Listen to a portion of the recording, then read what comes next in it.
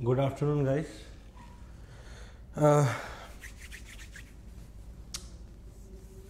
कैसे हैं आप लोग? आई होप लंच वगैरह कर लिया होगा, चाय वाय भी पी ली होगी, बिकॉज लंच के बाद फिर नींद आती है बहुत ज़्यादा।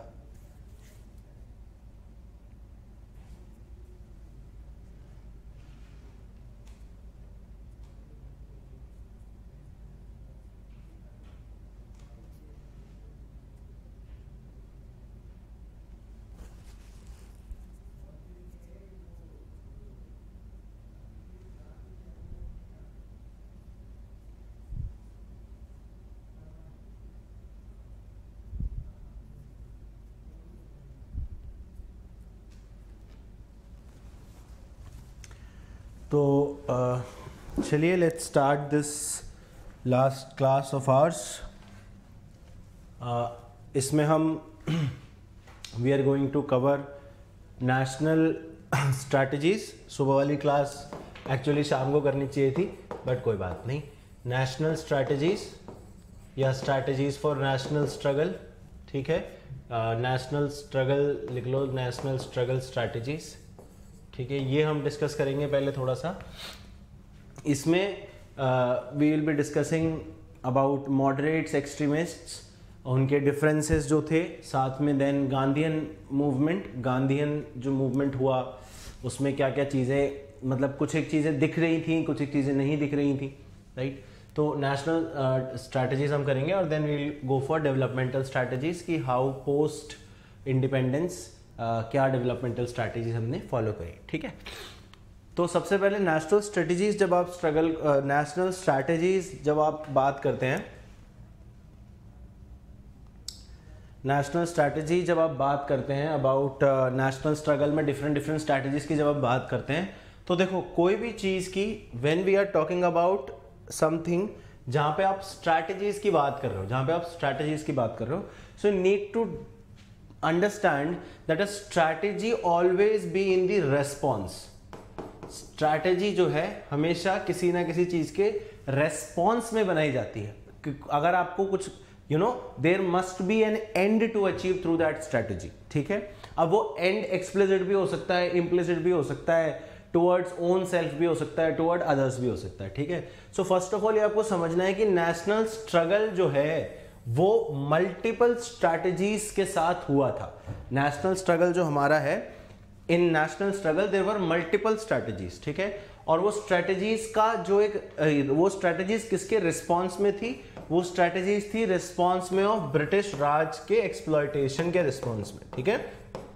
Exploitation done by the British Raj, जो ईस्ट इंडिया कंपनी थी, या उसके बाद 1858 के बाद when it became the crown rule, और उसके बाद जब उन्होंने एक्सप्लॉयटेशन और बढ़ाया, मतलब देयर इज अ डिबेट कि who was more exploitative, East India Company या crown rule, but then as a whole जब हम ब्रिटिश को बात करते हैं तो ब्रिटिश में चाहे दोनों हो, बट एक्सप्लॉयटेटिव कैरेक्टर था। सो ब्रिटिश राज के एक्सप्लॉयटेशन के खिलाफ एक रिस्पॉन्स के तौर पर डिफरेंट स्ट्रैटेजीज अपनाई गई to achieve different goals, to achieve different goals. और ये जो डिफरेंट गोल्स थे, they ultimately contributed to the main goal of Swaraj, ठीक है। स्वराज या पूर्ण स्वराज कह लो इसको, ठीक है। इसको हम इंडिपेंडेंस भी बोल देते हैं, ठीक है। तो ये आपको पहले पता होना चाहिए। अब हम ये देखेंगे कि डिफरेंट गोल्स क्या थे। Different goals, what were the different goals? तो एक तो था पॉलिटिकल इंडिपेंडेंस, पॉलिटिकल इंडिपेंडेंस, ये तो लार्जर गोल था। दूसरा था civil liberties, civil liberties, civil liberties में आपका वो press, freedom of expression, freedom of assembly, association, वो सब आ जाता है, सिविल लिबर्टीज। तीसरा था एडमिनिस्ट्रेटिव रिफॉर्म्स, एडमिनिस्ट्रेटिव रिफॉर्म्स। इसका मतलब क्या है? That when the British were there, then also there was some strategies which were directed toward administrative reforms, क्योंकि एकदम से तो ऐसा नहीं है कि ब्रिटिश आ जाएंगे और कल चले जाएंगे, ठीक है। Administrative reforms. नेक्स्ट था social reforms, social reform movement, ठीक है, सोशल रिफॉर्म्स। नेक्स्ट और क्या गोल था? एक गोल था of raising national consciousness, raising national consciousness. एक क्या था, nation building, nation and state building. Nation and state building का एक बड़ा ही इंपॉर्टेंट गोल था, ठीक है। उसके बाद नेक्स्ट गोल था डेवलपमेंटल गोल्स, डेवलपमेंटल गोल्स, ठीक है। तो ये डेवलपमेंटल गोल्स में आपके वो सारे गोल्स आ जाते हैं, पॉवर्टी, एजुकेशन, हेल्थ, एवरीथिंग, ठीक है। तो ये मोटे मोटे गोल्स थे, या हम ये कह सकते हैं कि एक गोल ये था, अगर हम एक कहेंगे तो एक गोल ये था to restrict abuse of power, restrict abuse of power. समझ में आई बात? तो ये कुछ एक गोल्स थे जो throughout our national independence movement, जो हमारा नेशनल स्ट्रगल था मूवमेंट के लिए, उसमें ऐसा नहीं था कि the only goal was independence from the British, no. Why? अब इन डिफरेंट गोल्स से आपको क्या समझ में आ रहा है कि independence from the British, British के इंडिपेंडेंस के अलावा इसके सब गोल्स में एक इंपॉर्टेंट अगर आप देखो तो हमारी जो नेशन बिल्डिंग प्रोसेस है, नेशन बिल्डिंग, नेशनल या नेशन बिल्डिंग प्रोसेस जो है, नेशन बिल्डिंग प्रोसेस जो है उसको भी किक स्टार्ट करने की कोशिश की जा रही थी थ्रू आउट द स्ट्रगल। तो सिर्फ और सिर्फ एक ही सिंगुलर फोकस नहीं था that we need independence from the British Raj, but there was also a focus on how और what we will do when the British goes, ठीक है। जब ब्रिटिश चले जाएंगे तो उसके बाद हम कैसे काम करेंगे अपने देश में, वो भी डिसाइड करने का जो गोल था वो भी इसी नेशनल स्ट्रगल के गोल के अंदर था। और बहुत सारी स्ट्रैटेजीज थी, देयर वर मल्टीपल स्ट्रैटेजीज जो हर किसी एक गोल को अचीव करने के लिए ड्यूरिंग द स्ट्रगल बनाई गई थी। तो ये आपने गोल समझ लिए, ठीक है। उसके बाद अगर आप डिफरेंट गोल्स को समझेंगे और पूर्ण स्वराज को समझेंगे तो ये दोनों आपस में, सारे डिफरेंट गोल्स को अगर आप देखोगे तो ये किसकी तरफ इशारा कर रहा है? ये इशारा कर रहा है कंप्लीट जस्टिस की तरफ, राइट। ये किसकी तरफ इशारा कर रहा है? कंप्लीट जस्टिस की तरफ। तो कुल मिला के throughout the British rule, 190 odd years का रूल था ब्रिटिश का, approximately 200 years, and then throughout that struggle और that period it was realised, the centrality of justice was realised. समझ में आई बात आपको? तो जो सारी स्ट्रैटेजीज थी वो जस्टिस को अचीव करना चाह रही थी, but since we know that the justice का concept itself have multiple aspects और मल्टीपल अंडरस्टैंडिंग्स और मल्टीपल डेफिनेशंस, इस वजह से ये स्ट्रैटेजीज भी डिफरेंट थी।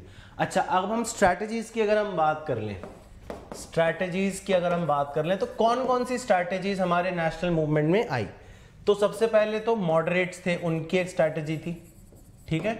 या एक मॉडरेट्स को भी अगर हम ये कहें तो इसके ऊपर एक थी pre Congress era, pre Congress era, जिसमें वो land holder society, India association, British east India association, right, ये सब। दूसरी थी मॉडरेट्स की स्ट्रैटेजी। तीसरी थी एक्सट्रीमिस्ट स्ट्रैटेजी, एक्सट्रीमिस्ट की एक स्ट्रैटेजी थी। चौथी थी रेवोल्यूशनरी टेररिस्ट, या टेररिस्ट नहीं बोलेंगे, रेवोल्यूशनरी स्ट्रैटेजी बोलेंगे, ठीक है, रेवोल्यूशनरी स्ट्रैटेजी। एक थी गांधीयन स्ट्रैटेजी, ठीक है, गांधीयन स्ट्रैटेजी।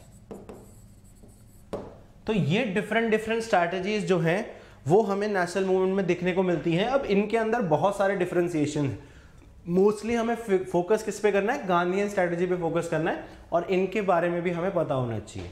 तो अगर आप प्री कांग्रेस के टाइम पे देखोगे, कांग्रेस बनी कितने में? 1885 में कांग्रेस बन गई, ठीक है, लॉर्ड डफरिन के समय कांग्रेस बनी। और उससे पहले जितनी भी सोसाइटी थी, राइट फ्रॉम ब्रह्मो समाज, या अगर हम चलो सोशल रिफॉर्म सोसाइटीज की बात ना भी करें, अगर हम पॉलिटिकल सोसाइटीज की बात करें तो बंगाल ईस्ट इंडिया एसोसिएशन था, लैंड होल्डर्स सोसाइटी था, जमींदारी सोसाइटी था, इंडियन एसोसिएशन था। इन सारी जो प्री कांग्रेस जो सोसाइटी, प्री कांग्रेस जो सारी स्ट्रैटेजीज थी, they were reformative in nature, reformative in nature, ठीक है। एक एक करके डिस्कस कर लेते हैं कि pre Congress strategy, pre Congress में if you see the main aim was reformation. अब आप कहेंगे रिफॉर्मेशन कैसे? रिफॉर्मेशन ऐसे that they were asking for more press freedom, they were asking for more participation in the government, they were asking for actual में मतलब कि जो British subjects हैं और इंडियन सब्जेक्ट्स हैं उनको इक्वल ट्रीटमेंट किया जाए, ठीक है। फिर दे वर आस्किंग फॉर इकोनॉमिक, ये जो इकोनॉमी हमारी डीरेल की थी ब्रिटिशर्स ने, इकोनॉमी जो डिस्ट्रॉय की थी हमारी ब्रिटिशर्स ने, उसको रीस्टोर करने की मांग थी। सिविल लिबर्टीज की मांग थी, सिविल सर्विसेज जो थी, रादर सिविल सर्विसेज को रिफॉर्म करने की बात थी, because at that point of time there was a huge amount of corruption in company officials. और उन वो करप्शन जो थे, जो ब्रिटिश ऑफिशियल्स थे, वो लोकल लोगों के साथ मिलकर काफी ज्यादा करप्शन करते थे, जिसकी वजह से जो ब्रिटिश का एक्सप्लॉयटेटिव इंपैक्ट हुआ वो बहुत ज्यादा हुआ, ठीक है। तो बट प्री कांग्रेस में जो स्ट्रैटेजी रही वो रिफॉर्मेशन की रही। जैसे फॉर एग्जांपल एडमिनिस्ट्रेटिव रिफॉर्म्स के लिए उन्होंने बात करी थी। उन्होंने बोला था कि जो जुडिशियल फंक्शन है और जो रेवेन्यू फंक्शन है वो अलग अलग होना चाहिए, separate judicial and revenue function होना चाहिए। उसके बाद उन्होंने बोला था कि भाई जो इकोनॉमी जो है हमारी वो अलग, थोड़ी सी हमारी ब्रिटिश इकोनॉमी से अलग इकोनॉमी हमारी बनाई जाए। जो ट्रेडिशनल हैंडीक्राफ्ट्स हैं उनको जो हमने डिस्ट्रॉय किया उनको हम ना डिस्ट्रॉय करें। और एक इंपॉर्टेंट चीज जो प्री कांग्रेस इन सोसाइटीज के साथ थी वो ये थी that they were localised in their approach. Localise in their approach अगर आप देखेंगे तो नाम में ही पता लग रहा है दैट लैंड होल्डर सोसाइटी, जमींदारों ने जो एक लैंड होल्डर सोसाइटी बनाई थी वो किस लिए बनाई होगी? ऑब्वियसली टू सस्टेन और to progress, to push forward for their own interest. ऐसी बंगाल ईस्ट इंडिया एसोसिएशन थी या कोई और इंडियन एसोसिएशन थी। So they were more localised in nature. ये लोकलाइज्ड इन नेचर होने की वजह से there was a lack of mass movement और mass involvement in the national struggle, ठीक है। तो ये तो हो गई हमारी प्री कांग्रेस की स्ट्रैटेजी, इसमें इतना कोई समझने वाला है नहीं, ठीक है। नेक्स्ट हमारी आती है कांग्रेस के समय से जो स्ट्रैटेजी आई, ठीक है। ये हमने कर ली ये वाली। अब हमें देखना है कि मॉडरेट्स के समय यानी कांग्रेस के समय से जो स्ट्रैटेजी आई, कांग्रेस की स्ट्रैटेजी क्या थी? कांग्रेस के आने के बाद एक तो ये हुआ कि जितनी भी सोसाइटीज थी वो कहीं ना कहीं किसी ना किसी लीडर ने बनाई थी जो बाद में कांग्रेस में ही आए। तो इस वजह से वो जो लोकलाइज्ड नेचर था वो कम हुआ। कांग्रेस के अगर आप इनिशियल जैसे अगर आप स्पेक्ट्रम पढ़ोगे तो उसमें कुछ गोल्स दिए हुए हैं। तो कांग्रेस और प्री कांग्रेस ऑर्गेनाइजेशंस में जो मेन डिफरेंस था that pre Congress organisations were more localised in nature, जबकि कांग्रेस का जो मेन एम था वो था नेशन बिल्डिंग प्रोसेस। दूसरा इनका एम क्या था? टू इन्वॉल्व मासेस, यानी कि mass education in political issues. तीसरा इनका एम क्या था? That to create anti British sentiment in people, ठीक है। देन इनका एक्सप्रेस्ड गोल था to organise a national struggle. तो आप देख रहे हो क्या डिफरेंस आ रहा है? डिफरेंस क्या आ रहा है that after Congress came into existence, ये जो डिमांड थी अबाउट नेशनल इंडिपेंडेंस या नेशनल मूवमेंट होनी चाहिए इंडिया की, एक फ्रीडम मूवमेंट होनी चाहिए इंडिया की एक, और एक नेशन बिल्डिंग का कॉन्सेप्ट, लोगों को एजुकेट करने का कॉन्सेप्ट, एक एंटी ब्रिटिश सेंटिमेंट हमें बनाना है पूरे देश में। तो यहां पे आप देख रहे हो हर सेंटेंस में यही आ रहा है, पूरे देश में। तो कांग्रेस जो थी वो दो तरीके से काम करती थी। एक तो वो पॉलिटिकल ऑर्गेनाइजेशन थी, दूसरी वो सोशल ऑर्गेनाइजेशन थी। कैसे? पॉलिटिकल ऑर्गेनाइजेशन में अगर आप देखो तो कांग्रेस जो है रेगुलरली इलेक्शन में पार्टिसिपेट करती थी, कई लोग मेंबर ऑफ पार्लियामेंट भी बने, या उस समय का जो हाउस था रिप्रेजेंटेटिव का उसके मेंबर्स भी बने। और सोशल मूवमेंट कैसे थी या सोशल ऑर्गेनाइजेशन कैसे थी Congress? Because Congress started to do ground work, जिसको हम कंस्ट्रक्टिव वर्क बोलते हैं। वो कंस्ट्रक्टिव वर्क क्या था? वो कंस्ट्रक्टिव वर्क इस चीज के लिए था, मास एजुकेशन या जो मासेस का पॉलिटिकल एजुकेशन था उसको प्रमोट करने के लिए। इसमें वो क्या करते थे, जैसे वो एडिटोरियल्स लिखते थे, किताबें लिखते थे इनके लीडर्स, फिर इनकी जो प्रोविंशियल कांग्रेस कमिटीज होती थी, ब्लॉक कांग्रेस कमिटीज होती थी, वो लोगों के लोकल ग्रीवांसेस को एयर करती थी, राइट, ऊपर तक पहुंचाती थी। उसके बाद ये लाइब्रेरीज जो हैं वो ऑर्गेनाइज किया करते थे, नुक्कड़ नाटक ऑर्गेनाइज किया करते थे, सॉन्ग्स के जरिए इन्होंने थोड़ी सी कॉन्शियसनेस बढ़ाने की कोशिश करी।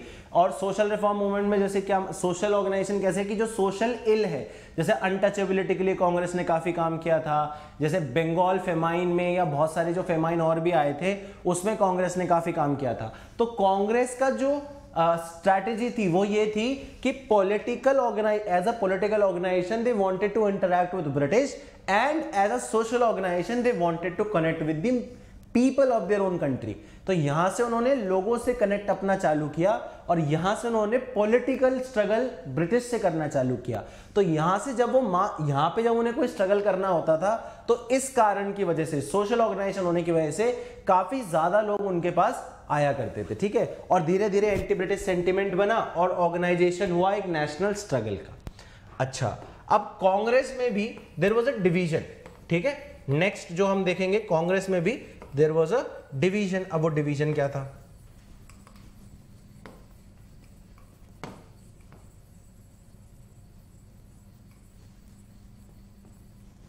यहां तक समझ में आया क्या?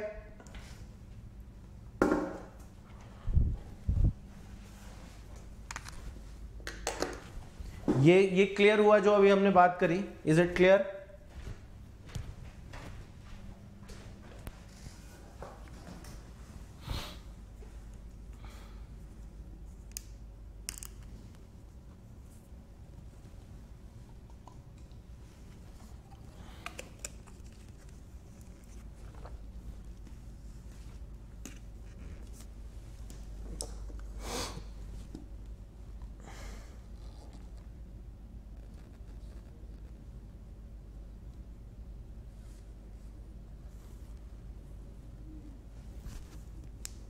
यहां तक क्लियर हो गया तो बताओ, फिर आगे चलते हैं।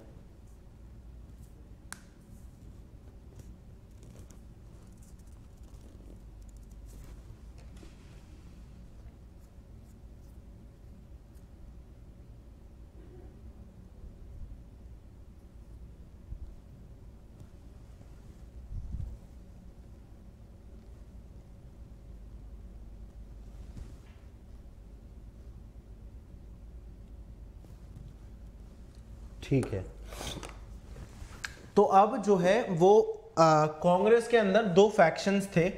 पहला कांग्रेस, अगर हम देखें तो कांग्रेस के अंदर आपको दो फैक्शंस मिलते हैं। एक है मॉडरेट्स और दूसरे थे extremists. Moderates and extremist. Moderates के साथ क्या था? मॉडरेट्स अडॉप्टेड कॉन्स्टिट्यूशनल स्ट्रैटेजी और कॉन्स्टिट्यूशनल वे टू प्रोटेस्ट, ठीक है। कॉन्स्टिट्यूशनल वे टू प्रोटेस्ट कैसे? इनकी स्ट्रैटेजी को हम बोलते थे 3P। 3P में से एक P था प्रेयर, पेटिशन एंड प्रोटेस्ट। लेकिन ये जो प्रोटेस्ट था ये कॉन्स्टिट्यूशनल मेथड्स के थ्रू हुआ करता था। जैसे फॉर एग्जांपल असेंबली में डिबेट करने से हुआ करता था और जुडिशरी में जाके हुआ करता था, इस तरीके से।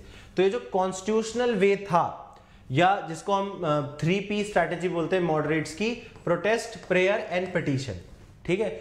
ये करने का क्या कारण था? ये करने का, जैसे कई लोग बोलते हैं कि मॉडरेट्स ने तो कुछ किया ही नहीं जी, मॉडरेट्स तो बकवास थे, मॉडरेट्स को कुछ नहीं आता था, ये वो फलाना ढिमकाना, और एक्सट्रीमिस्ट अच्छी स्ट्रैटेजी लेके आए थे क्योंकि कम से कम कुछ एक्शन तो दिख रहा था।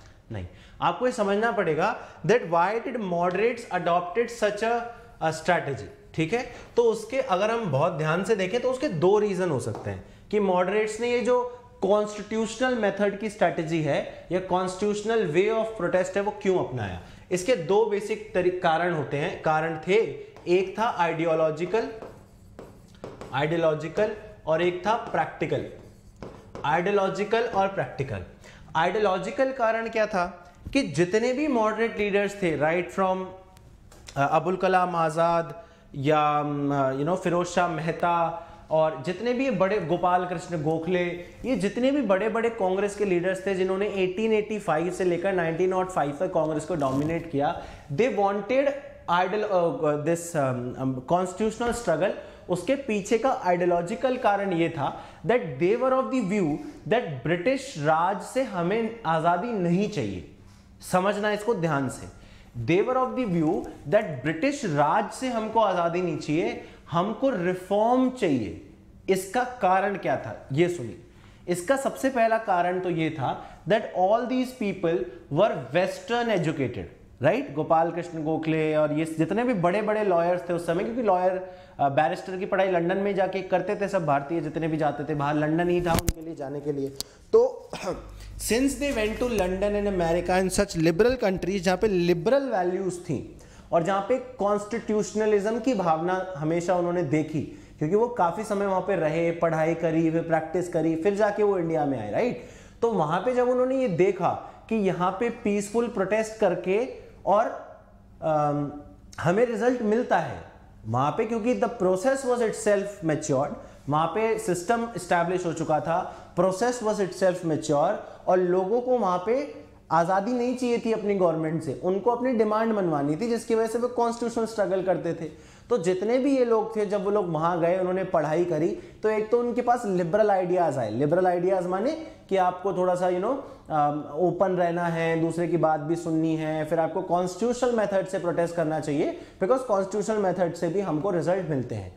और दूसरा मेजर आइडियोलॉजिकल रीजन ये था that the moderates believed in the providential mission of British rule. Providential mission of British rule का मतलब ये है, जैसे ब्रिटिश ये कहते थे दैट इंडिया को डेवलप करना चाहते हैं हम, इंडिया को सिविलाइज करना चाहते हैं हम, इंडिया जो कि अभी तक एक नेशन नहीं था उसको नेशन बनाना चाहते हैं हम, ठीक है। तो moderates because they knew the reality of Indian society, कि इंडियन सोसाइटी जो है अभी तक फ्रैगमेंटेड है, वहाँ पे कास्ट बैरियर्स हैं, इकोनॉमी बहुत ज़्यादा मतलब इतनी ज़्यादा मॉडर्नाइज नहीं है, और एजुकेशन बहुत ज़्यादा ट्रेडिशनल है। कोई भी बच्चा अगर किसी को अच्छी पढ़ाई करनी है तो उसे बाहर विदेश में जाना है, जिसकी वजह से पॉवर्टी इलिटरेसी काफ़ी ज़्यादा है हमारे देश में, because only few people can afford going to abroad for education. तो इन सारे आइडियोलॉजिकल रीजंस की वजह से वो ये कहते थे that the British rule was blessing in disguise. उनके हिसाब से जो ब्रिटिश रूल था वो इंडिया के लिए ब्लेसिंग इन डिसगाइज था, कि ब्रिटिश ने आके रेलवेज चलाए, ब्रिटिश ने आके टेलीग्राफ लाइंस बिछाई, रोडवेज बनाए, सारी चीजें करी। तो ये तो उनके आइडियोलॉजिकल रीजंस थे। प्रैक्टिकल रीजंस क्या थे? प्रैक्टिकल रीजन में सबसे इंपॉर्टेंट उनका जो एक रीजन था वो उन्हें ये पता था that Indian society still fragmented, Indian society still fragmented and the masses are not ready for a mass struggle. तो उनका ये कहना था कि इंडियन सोसाइटी ऑलरेडी बहुत ज्यादा फ्रैगमेंटेड है, तो हम उनको एक नेशनल स्ट्रगल में इन्वॉल्व नहीं कर सकते। Simple reason is because they themselves do not have the notion of India as a nation. समझ में आई बात? मतलब ये है कि कल को मैं आपको बोलूं कि साहब इंडिया के लिए लड़ो आप, लेकिन अगर आप इंडिया के आइडिया में ही बिलीव नहीं करते तो आप कहोगे कौन इंडिया, कैसा इंडिया, मैं तो इंडिया का हूं ही नहीं। आई बात समझ में? सो मॉडरेट्स को कॉन्स्टिट्यूशनल स्ट्रगल इसलिए करना पड़ा इन 1885 कि उससे पहले तक सोसाइटी बहुत ज्यादा फ्रैगमेंटेड थी and the idea of India as a nation did not existed in the consciousness of the people and people were more close to their social groups, caste, जाति, रिलीजन, इन सबसे क्लोज थे and people were not ready to share burden shoulder and shoulder. अगर हम ठाकुरों को बोलेंगे दलितों के साथ खड़े हो जाओ तो वो नहीं होंगे। So that was impractical in that way. तो ये जो समझ थी मॉडरेट्स की कि सोसाइटी अभी मास स्ट्रगल के लिए रेडी नहीं है, first we need to make the idea of nation, first we need to create the idea of India as a nation so that these people can subscribe to that identity. अभी जब वो entity ही exist नहीं करती तो identity से subscription कैसे आएगा? समझ में आए? और दूसरी बात, मॉडरेट्स को ये भी पता था दैट ब्रिटिशर्स जो हैं वो बहुत ज्यादा पावरफुल हैं, उनके पास इकोनॉमिक रिसोर्स है, मिलिट्री रिसोर्स है, उनके सामने हमारे लाठी डंडे कुछ काम नहीं करेंगे, ठीक है। तो ये भी उनका एक कंसिडरेशन था। तो आइडियोलॉजिकल और प्रैक्टिकल रीजंस की वजह से moderates started to adopt the constitutional method of struggle जिसका 3P स्ट्रैटेजीज को हम बोलते हैं पिटीशन, प्रेयर एंड प्रोटेस्ट। ठीक है, अब इससे फायदे बहुत हुए। फायदे पहले गिन लेते हैं। फायदे क्या हुए? First of all, they were able to create a sentiment in the people that they want to do something about the country। जब वो लोग देखते थे कि बड़े बड़े नेता आके भाषण दे रहे हैं या काम कर रहे हैं, तो उनको धीरे धीरे लगा कि हाँ यार, एक आइडिया ऑफ इंडिया है, कुछ भारत नाम से कोई चीज है और एक आजाद भारत हो सकता है, राइट, जहां पे हमें एक अच्छा सेटअप मिलेगा जीने के लिए, हमारा एक्सप्लॉयटेशन कम होगा, क्योंकि उस समय उनका एक्सप्लॉयटेशन बिल्कुल पीक पे पहुंच चुका था। दूसरी बात, उन्होंने जो सेकेंड लाइन ऑफ लीडरशिप है, चाहे वो सुभाष चंद्र बोस हुए, चाहे वो महात्मा गांधी हुए, चाहे वो जवाहरलाल नेहरू हुए, चाहे वो सरदार वल्लभ भाई पटेल हुए, जितने भी ये सेकेंड लाइन और थर्ड लाइन ऑफ लीडरशिप है, उसको ट्रेन करने का उन्होंने काम किया। Because when moderate started political struggle, उससे पहले पैन इंडिया बेसिस पे इस तरीके की कोई ऑर्गेनाइजेशन नहीं थी। मद्रास महाजन सभा मद्रास में काम करती थी, बॉम्बे प्रेसिडेंसी एसोसिएशन बॉम्बे में काम करती थी, Bengal British India Association Bengal में काम करती थी, राइट। तो they were localised organisations, but एक पैन इंडिया लेवल पे एक इतनी बड़ी ऑर्गेनाइजेशन खड़ी करना from scratch was very difficult, so they had to deal with all these things. Next चीज जो उनको लगी कि masses are illiterate, और क्योंकि वो illiterate है, तो जो हम बोलेंगे वो शायद वो उस चीज को समझ नहीं पाए, and the movement might as well turn a violent, और violent movement में सबसे ज्यादा नुकसान हमें ही होगा, बिकॉज ब्रिटिशर्स के पास तो पैसा, पावर और लोग सभी हैं। हमारी ही आर्मी से मतलब हमारे ही लोगों से बनी हुई आर्मी से हमारे ही लोगों को मरवा सकते हैं ब्रिटिशर्स। तो ये सब उनके प्रैक्टिकल कंसिडरेशंस थे, और इससे फायदा ये हुआ कि दैट न्यूज़पेपर का सर्कुलेशन बढ़ा, लोगों ने न्यूज़पेपर पढ़ना चालू किया, लोगों ने अपने आप को पॉलिटिकल मुद्दों पे एजुकेट करना चालू किया, लोगों ने बात करनी चालू करी। अब इसको कनेक्ट करिए काउंटर हेजीमनी के कॉन्सेप्ट से। पहले हेजीमनी थी ब्रिटिश की, देन कुछ एक इंटेलेक्चुअल्स आए जैसे कि मॉडरेट्स, और उन्होंने काउंटर हेजीमनी बनाना चालू किया। उस काउंटर हेजीमनी से क्या सिद्ध हुआ? दैट इज जो ब्रिटिश, जैसे एक काउंटर हेजीमनी क्या बनाई? Economic wealth drain theory, economic wealth drain theory. ये जो इकोनॉमिक वेल्थ ड्रेन थ्योरी थी, जो दादा भाई नारोजी ने दी थी, the grand old man of India, वो क्या बताती थी? वो ये बताती थी कि ये जो ब्रिटिशर्स हैं, इनका और हमारा इंटरेस्ट फंडामेंटली एंटागोनिस्टिक है। अब ये मैंने एंटागोनिस्टिक टर्म जानबूझ के यूज किया है सो दैट आपको रिफ्रेश हो जाए। एंटागोनिस्टिक का मतलब क्या होता है और नॉन एंटागोनिस्टिक का मतलब क्या होता है? एंटागोनिस्टिक का मतलब होता है ऐसे इंटरेस्ट जो रिकंसाइल नहीं हो सकते हैं, समझ रहे हो? ऐसे इंटरेस्ट जो रिकंसाइल नहीं हो सकते हैं, वैसे कन्फ्लिक्ट हैं हमारे और ब्रिटिश के बीच में। क्यों? बिकॉज ब्रिटिश चाहते हैं उनके फिनिश्ड गुड खरीदे जाएं, तो obviously they would need raw material from India, और इंडिया में कभी इंडस्ट्रियलाइजेशन नहीं हो सकता। ब्रिटिश चाहते हैं उनको लो कॉस्ट लेबर मिले, इसलिए वो लोगों के लिविंग स्टैंडर्ड को इंप्रूव करने में जो है वो इन्वेस्ट नहीं करेंगे। ब्रिटिश चाहते हैं कि भाई जो सरकार है उसके खिलाफ कोई नहीं बोले, तो वो प्रेस फ्रीडम नहीं देंगे। ब्रिटिश चाहते हैं कि पावर उनके पास रहे, तो कभी इलेक्शंस और डेमोक्रेसी नहीं आने देंगे। तो कुल मिला के उन्होंने ये स्टैब्लिश कर दिया, ये स्थापित कर दिया कि जो इंटरेस्ट है ब्रिटिश और इंडियन लोगों का, वो बहुत ज्यादा एंटागोनिस्टिक है, इसलिए we need to create a national movement. ये तो हुए इनके अचीवमेंट्स, ठीक है। इन्होंने काफी सारे बिल्स को वीटो भी किया। वीटो मतलब इन्होंने काफी सारे बिल्स पे डिबेट वगैरह भी किए, डिस्कशंस वगैरह भी किए, लोगों को एजुकेट भी किया। और इंपॉर्टेंट इनका कॉन्ट्रीब्यूशन क्या है कि ये सेकेंड और थर्ड लाइन लीडरशिप को ट्रेन कर रहे थे। लेकिन इनके साथ प्रॉब्लम क्या थी? इनके साथ प्रॉब्लम ये थी कि पहले तो ये खुद ही एलीट समाज से आते थे, एक एलीट सेक्शन ऑफ सोसाइटी से आते थे, एंड बिकॉज ये खुद एक एलीट सेक्शन ऑफ सोसाइटी से आते थे, so they did not have that kind of ground connect with the people. समझ रहे हो?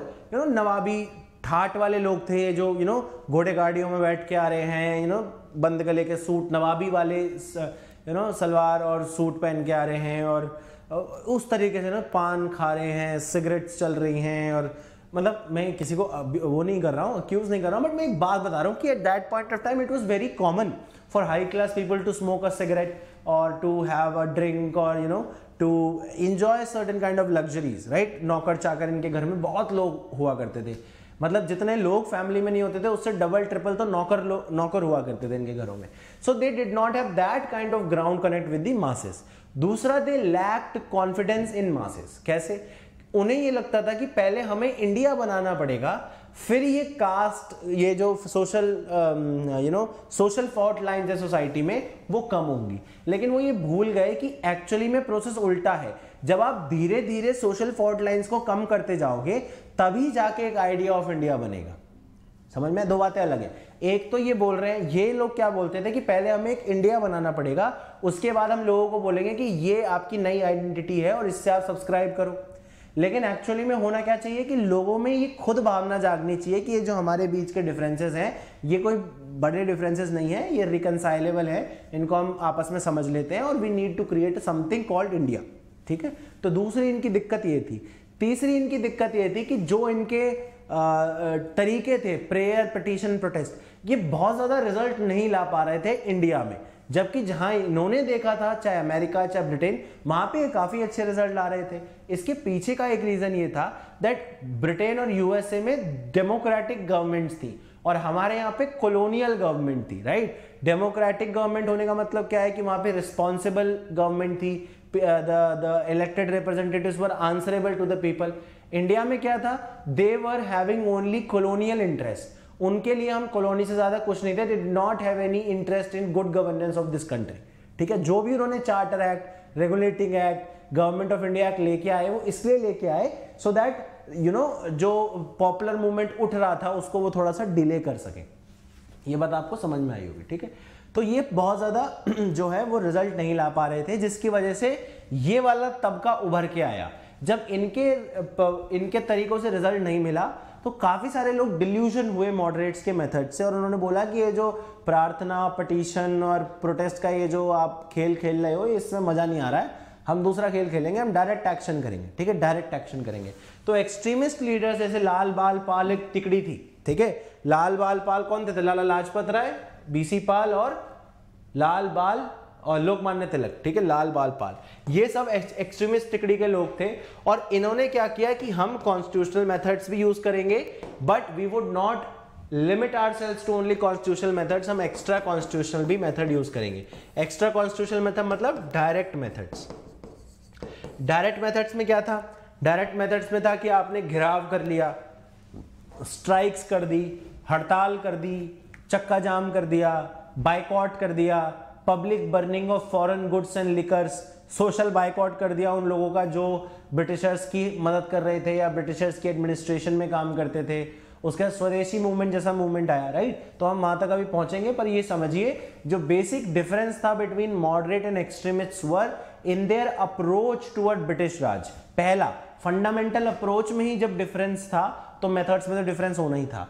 जहां पे मॉडरेट्स जो है ये मानते थे कि ब्रिटिश राज हमारे लिए अच्छा है, एक्सट्रीमिस्ट ये कहते थे कि ब्रिटिश राज हमारे लिए किसी भी वे में अच्छा नहीं है, चाहे उन्होंने हमें कितनी भी सुविधाएं दी हो, चाहे उन्होंने हमारे लिए कुछ भी किया हो, लेकिन ब्रिटिश जो है आप मर्केंटाइल इन नेचर है. मर्केंटाइल इन नेचर मतलब they are just concerned about their profit.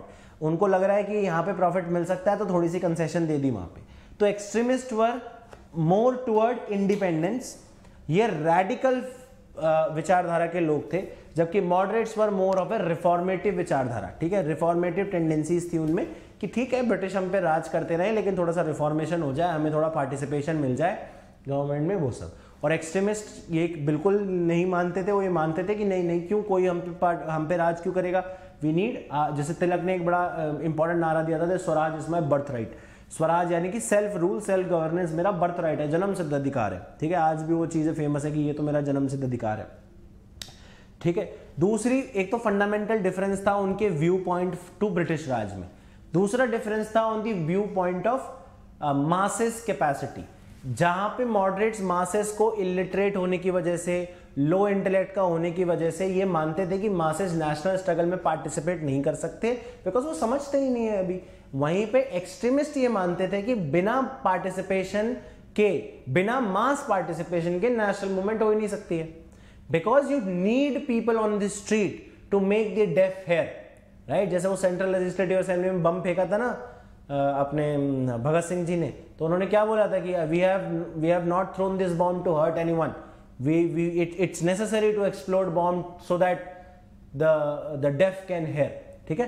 तो इस तरीके से तो एक्सट्रीमिस्ट लोगों का ये मानना था कि मासेस में बहुत ज़्यादा पोटेंशियल है और वो इतने थक चुके हैं ब्रिटिश एक्सप्लॉयटेशन से कि हम उनका एक आह्वान करेंगे और वो दौड़े दौड़े चले आएंगे हमारे साथ प्रोटेस्ट करने के लिए, ठीक है। तो एक्स्ट्रा कॉन्स्टिट्यूशनल मेथड्स उन्होंने यूज़ की। यहाँ तक समझ में आया क्या?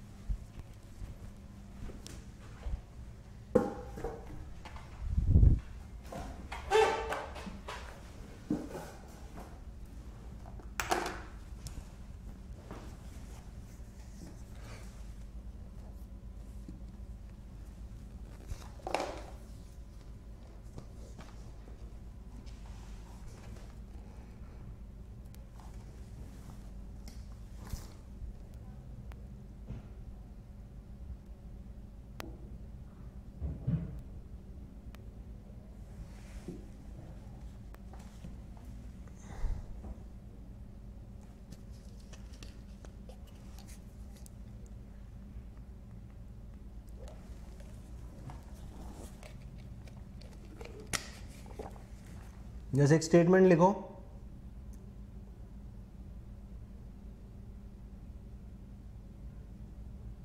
मॉडरेट्स की कुछ स्टेटमेंट हैं जिनको आप यूज कर सकते हो।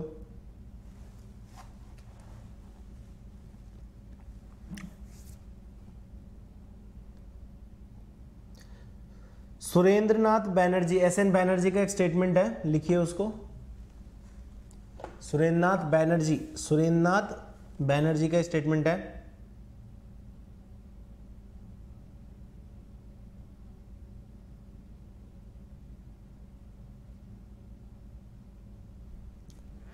Surendranath Banerjee appeal to the British. Surendranath Banerjee appeal to the British.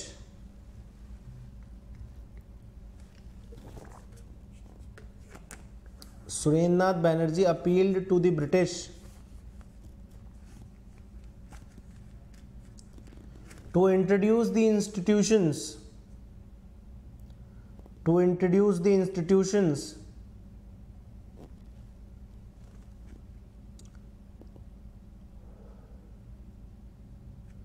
which are truly British in character, which are truly British in character,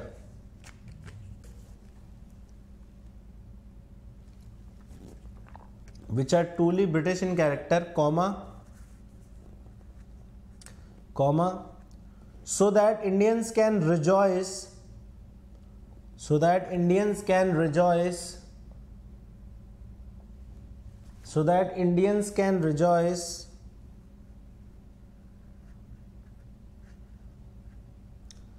with permanent union with British,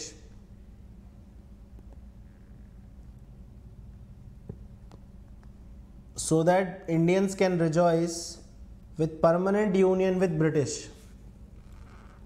देख रहे हो वो कितना ब्रिटिशर्स को सही मानते थे अपने लिए, कि वो ये कह रहे हैं कि आपको सही में जो ट्रू ब्रिटिश कैरेक्टर का मतलब क्या है, यानी कि उनको ये पता था कि जो इस समय ब्रिटिश सरकार कर रही है या जो ईस्ट इंडिया कंपनी कर रही है या क्राउन रूल इंडिया में करवा रहा है, वो ब्रिटिश नेचर का नहीं है, वो डेस्पोटिक नेचर का है, जबकि ब्रिटिश का नेचर डेस्पोटिक नहीं है, ठीक है। क्योंकि वो अपनी कंट्री में तो रिस्पॉन्सिबल गवर्नमेंट रख रहे, हमारी कंट्री में रख नहीं रहे। तो सुरेंद्रनाथ बनर्जी ये कहना चाहते हैं कि आप हमारी कंट्री में भी जो है एक रिस्पॉन्सिव गवर्नमेंट बनाइए, ताकि जो लोग हैं वो आपके अंदर मतलब आपके साथ इंजॉय कर सके यूनियन को।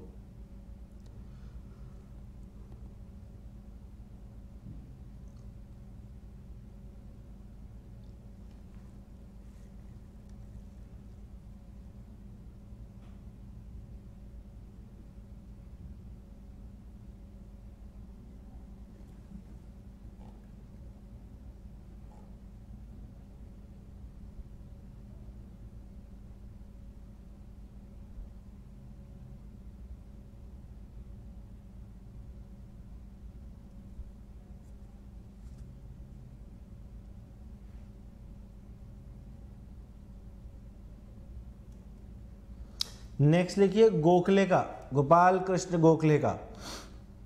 गोपाल कृष्ण गोखले वो थे जिनको महात्मा गांधी ने अपना गुरु बोला था और इन्होंने एक सर्वेंट्स ऑफ इंडिया सोसाइटी की भी स्थापना करी थी, सर्वेंट्स ऑफ इंडिया सोसाइटी की।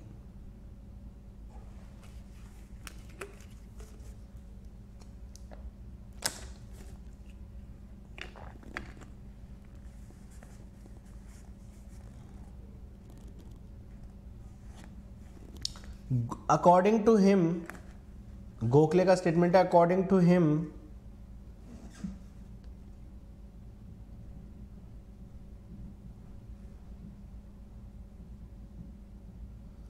according to him,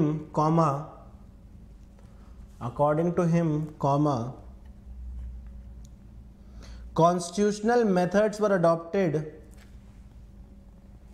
according to him, constitutional methods were adopted, according to him, constitutional methods were adopted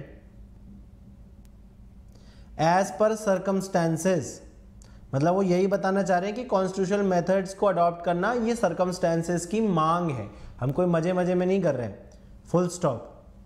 according to him comma constitutional methods were adopted as per circumstances, full stop. Direct action requires, direct action requires immense preparation, direct action requires immense preparation,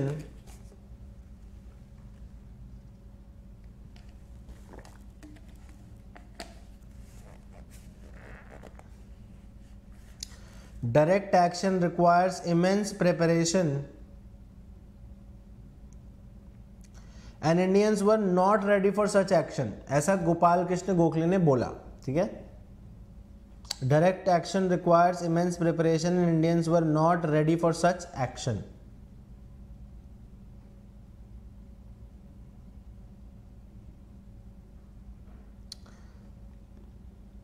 फिर CY Chintamani, CY Chintamani argued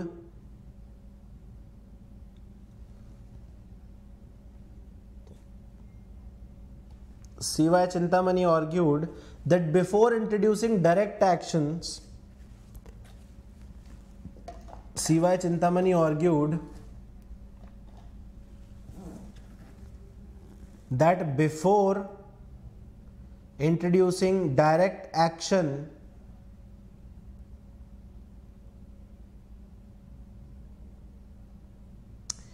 we have to address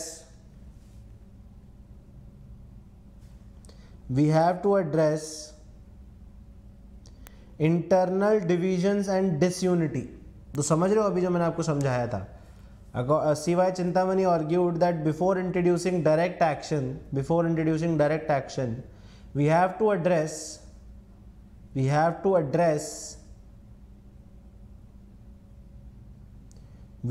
address internal divisions and disunity।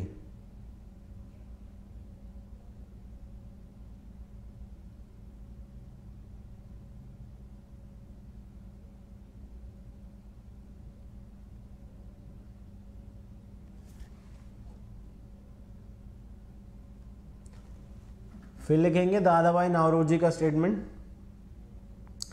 Dadabhai Naoroji held that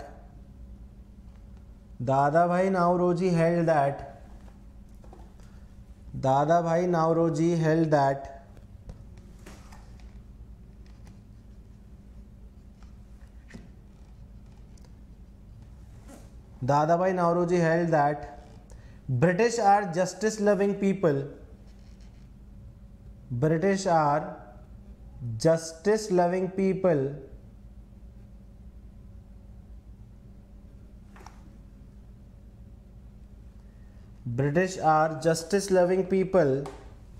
full stop। Indians have to communicate their demand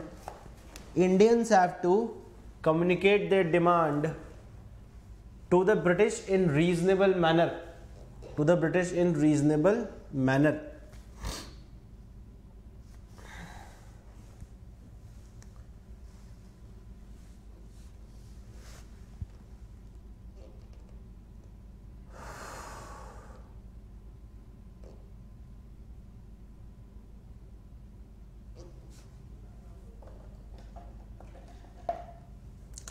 समझ में आई बात?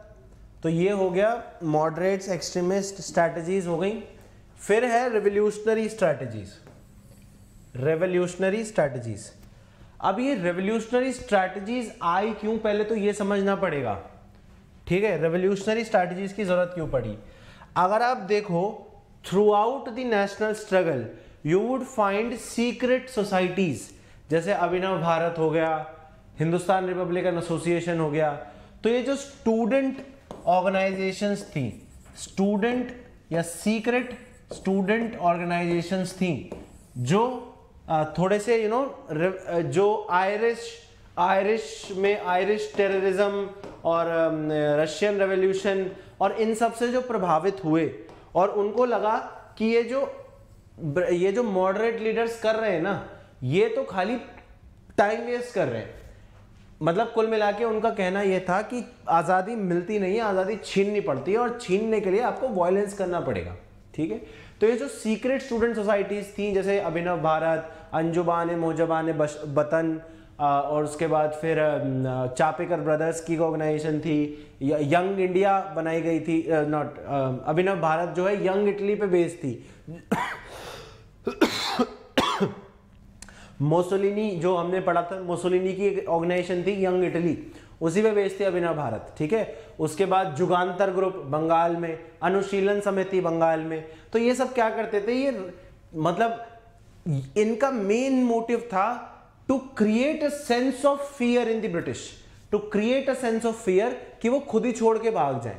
सो what they did, they started to assassinate unpopular और वो जो unpopular officials, वो लोग जिनको लोग बहुत ज्यादा पसंद नहीं करते थे, उनका असैसिनेशन करना, बॉम्ब फेंकना या बॉम्ब फोड़ना, बॉम्ब एक्सप्लोड करना, या रॉबरीज करना, जैसे कैब डकॉटीज, उन्होंने हमारे जो जतिन दास और इन सब लोगों ने, अगर आपने देखो चिटागोंग आर्मरी रेड हुई थी, राइट, अंडर किसके हुई थी, सूर्य सेन के अंदर हुई थी वो, ठीक है।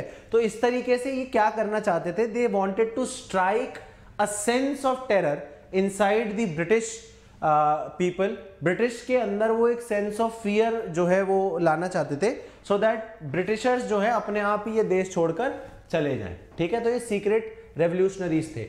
रेवोल्यूशनरी मूवमेंट इंडिया में दो फेजेस में रही।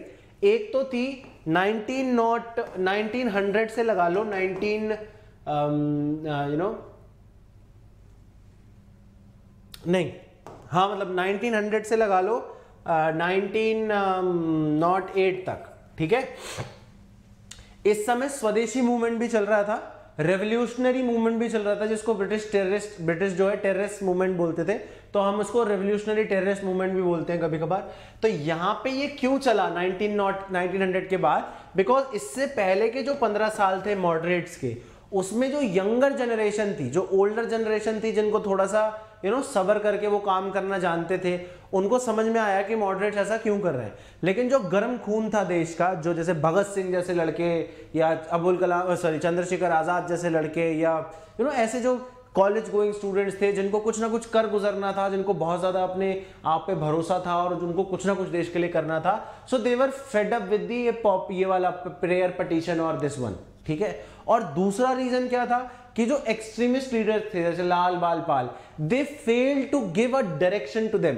वो बातें तो करते थे कि हम ये कर देंगे वो कर देंगे, लेकिन they failed to channelise all that energy into a single direction. तो एक तो मॉडरेट्स ने फेल कर दिया और फिर एक्सट्रीमिस्ट ने भी फेल कर दिया। इन दोनों ग्रुप्स जो मेन हमारे इंडिपेंडेंस स्ट्रगल के फोरफ्रंट पे लड़ रहे थे, उनसे डिल्यूजनड होने के बाद, डिल्यूजनमेंट आने के बाद, they started to take things in their own hand, ठीक है, इन देयर ओन हैंड्स। तो वो पहले डकॉटी करते थे, वहां से पैसा रेज करते थे, उन पैसों से फिर बम बनाए जाते थे या रिवॉल्वर्स खरीदी जाती थी, फिर असैसिनेशंस होते थे, एंड दे यूज्ड प्रोपेगेंडा वो प्रोपागेंडा करते थे, मतलब पर्चे फेंकना, पर्चे चिपका देना। जैसे अगर आपने भगत सिंह वाली मूवी देखी होगी तो उसमें क्या है, वो सॉन्डर्स के मर्डर के बाद अपने बेस पे जाते हैं जहां पे उन्होंने चार्ट बना के रखे होते हैं। वो चार्ट जो है वो चिपकाते हैं कि हमने सॉन्डर्स का मर्डर किया है, और वो इसलिए किया है बिकॉज सॉन्डर्स ने हमारे जो लाल लाजपत राय इतने बड़े जन नेता थे उनको मार दिया था, and that is very bad. तो कुल मिला के इस तरीके से वो propaganda plus violence, propaganda plus violence ये लोग करते थे, सीक्रेटली ऑपरेट करते थे, ठीक है। लेकिन इनकी प्रॉब्लम क्या थी? इनकी प्रॉब्लम ये थी कि पहली बात तो इनके ये मास इन्वॉल्वमेंट नहीं था, इनके पास मास इन्वॉल्वमेंट हो भी नहीं सकता है, बिकॉज ये लोग जो समझते थे, ये लोग क्या समझते थे, that a revolutionary's religion is to die, मतलब duty is to die. Revolutionary या क्रांतिकारी का जो धर्म है या उसकी जो ड्यूटी है वो मरना ही है। We need to die so that nation can awake. Jatin Das जब भगत सिंह के साथ जेल अनशन में बैठे हुए थे तब उन्होंने ये मरते हुए बोला था that we must die so that nation can, revolutionary must die so that nation can awake. तो वो इस इंडिविजुअलिस्टिक हीरोइज्म पे काम करते थे, इंडिविजुअल हीरोइक एक्शन पे वो काम करते थे कि कोई फांसी चढ़ जा रहा है, कोई गोली मार ले रहा है, कोई कुछ कर दे रहा है। वो मास इन्वॉल्वमेंट नहीं, जो है इनकी मूवमेंट में मास इन्वॉल्वमेंट नहीं था। और कोई भी चीज जब इतने बड़े काम को करने के लिए आप कर रहे हो, अगर उसमें मास सपोर्ट नहीं है, मास सपोर्ट इम्प्लिसिट तो था कि लोग इनको खाने को दे देते थे या पैसे दे देते थे या इनको रहने के लिए जगह दे देते थे, लेकिन उसी के साथ क्या था, इनकी मुखबिरी भी कर देते थे। कई लोग ऐसे थे जो पैसों के चक्कर में कि हाँ जी ये रेवोल्यूशनरी ग्रुप है, ये यहाँ बम बनाने की बात कर रहे थे। अब एक बार ब्रिटिश को भनक पड़ी, ब्रिटिश ने उस समय जो सीआईडी इंडिया में बनाई थी ना, it was one of the best organisations in the world. Best मतलब in terms of the work they are doing. कुल मिला के जो इंफॉर्मेशन उनको निकालनी होती थी रेवोल्यूशनरीज पे, वो बिल्कुल उनको निकालते थे। 24 में से 48 घंटे जो है रेवोल्यूशनरीज के पीछे स्पाइंग, उनके घर वालों के पीछे स्पाइंग। तो it was a phenomenal organisation, मतलब सांस भी आप उनसे बिना उनके पता हुए नहीं ले सकते। They were experts to such a level that जितनी सांसें आपने ली है वो भी रिपोर्ट जाती थी कि इस रेवोल्यूशनरी आजकल इतनी सांसें ले रहा है, ठीक है। तो because there was no mass participation ना होने की वजह से the movement was not very strong, ठीक है। दूसरा इनका प्रॉब्लम क्या था कि ये थोड़े से रिलीजियस रिएक्शनरी टाइप की चीजें करते थे। जैसे रॉबरी पे जा रहे हैं तो सुबह 4 बजे उठ के गंगा में नहाएंगे, फिर टीके लगाएंगे, फिर आरती उतारेंगे इनकी। तो इसकी वजह से क्या हुआ, जो हिंदू रेवोल्यूशनरीज थे वो तो ये कर ले रहे थे, लेकिन मुस्लिम रेवोल्यूशनरीज इस काम को नहीं कर पा रहे थे, सारे नहीं कर पा रहे थे। कुछ लोग करते थे, कुछ लोग नहीं भी करते थे। तो कुल मिला के एक रिलीजियस एलिमेंट होने की वजह से ये इनके साथ बड़ी दिक्कत रही कि ये एक मास को साथ में लेके नहीं चल पाए, और जो लोग रेवोल्यूशनरी टेररिज्म करना भी चाहते थे वो भी पूरी तरीके से इनके साथ नहीं जुड़ पाए because of this religious symbols that they used. तीसरी प्रॉब्लम इनकी मूवमेंट के साथ क्या हुई, the third problem was heavy government reprisal. यानी कि जैसे मैंने आपको बताया सीआईडी इनके पीछे लगाई हुई थी, इनको बहुत ज्यादा टॉर्चर किया जाता था और मार दिया जाता था, डिपोर्ट कर दिया जाता था। तो कुल मिला के बहुत ज्यादा हैवी गवर्नमेंट रिप्रेशन की वजह से इनकी मूवमेंट बहुत ज्यादा आगे नहीं चल पाई। And finally if you see, revolutionaries को भी ये अंदाजा हुआ, अगर आपने भगत सिंह की वो किताब पढ़ी है जहां पे वो लोगों को ये बोलते हैं दैट, स्टूडेंट्स को ये बोलते हैं, 1926 में उन्होंने लाहौर स्टूडेंट एसोसिएशन की स्थापना करी थी, और वो ये बोलते हैं that revolutionary terrorism is not the way to achieve independence. Students must come out and participate in popular movement. मैंने अपने स्ट्रगल से ये जाना है कि बंदूक और बम में वो ताकत नहीं है जो कलम और लोगों में है। उन्होंने इस तरीके से कुछ कहा था कि आप सीक्रेट सोसाइटीज को ज्वाइन करने की जगह, रेवोल्यूशनरी टेररिज्म करने की जगह, जहां पे पता है कि अंत में आपको मरना है, इससे अच्छा है कि आप मास पार्टिसिपेशन करिए। वहां पे आपके पास एक पॉसिबिलिटी है कि आप मास के साथ रह के कंट्रीब्यूट कर सकते हैं, और जिस आजाद भारत को आप देखना चाहते हैं उसमें आप सांस भी ले सकते हैं। समझ में आई? तो they themselves at the end they realise कि जो वो कर रहे थे उतना सक्सेसफुल हो नहीं पाया। तो ये जो थी रेवोल्यूशनरी टेररिज्म, पहला फेज था इसका 1900 से लेकर 1908 तक, और दूसरा फेज था आफ्टर 1922 से 1930s तक, यानी कि जब नॉन कोऑपरेशन मूवमेंट को विड्रॉ किया था गांधी जी ने अब्रप्टली चौरी चौरा के बाद, ठीक है, लेकिन प्रॉब्लम सेम थी, ठीक है।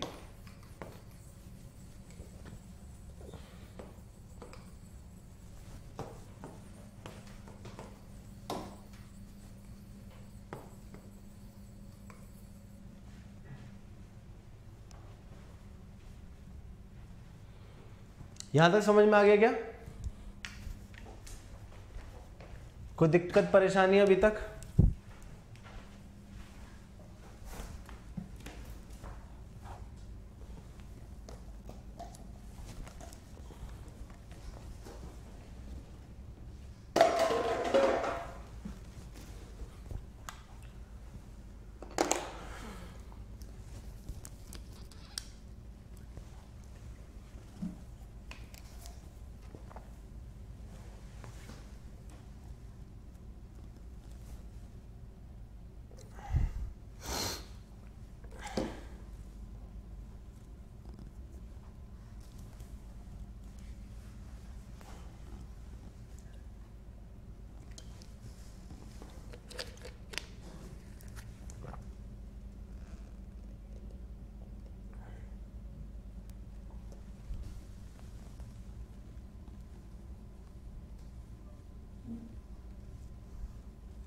नेक्स्ट है गांधीयन स्ट्रेटेजी, ठीक है।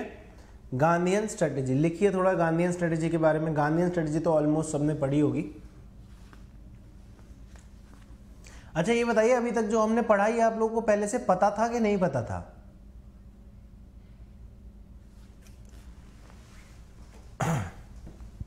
जो भी अभी हमने पढ़ा ये आप लोगों को पहले से पता था कि नहीं पता था?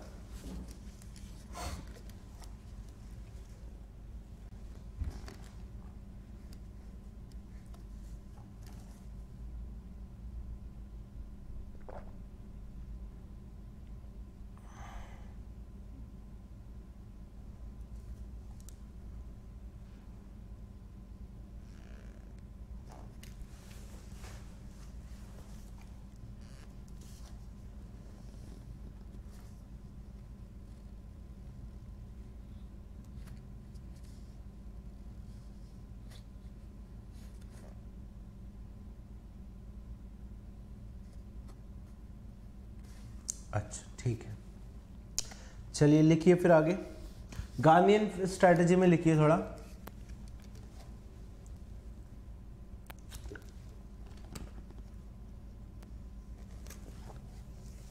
According to Bipin Chandra, according to Bipin Chandra,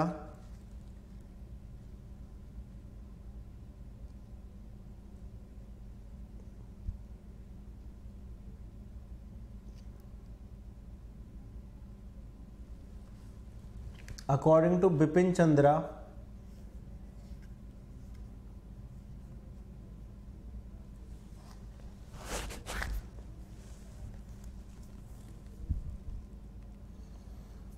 according to Bipin Chandra, Gandhian movement was protracted movement, protracted, P-R-O-T-R-A-C-T-E-D,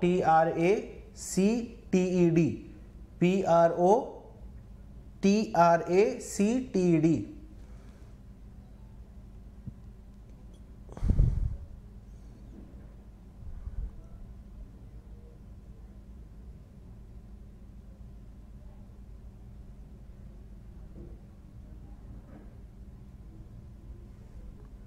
according to Bipin Chandra, Gandhian movement was protracted movement with active and passive phases, with active and passive phases, with active and passive phases.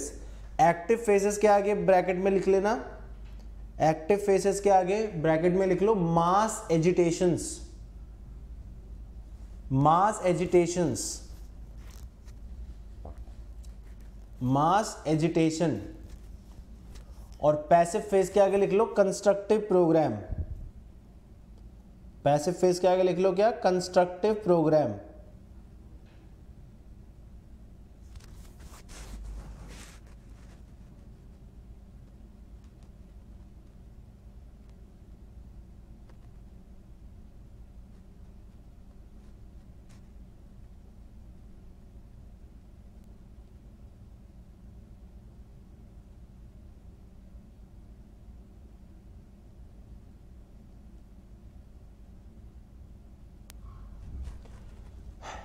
फिर नीचे लिखेंगे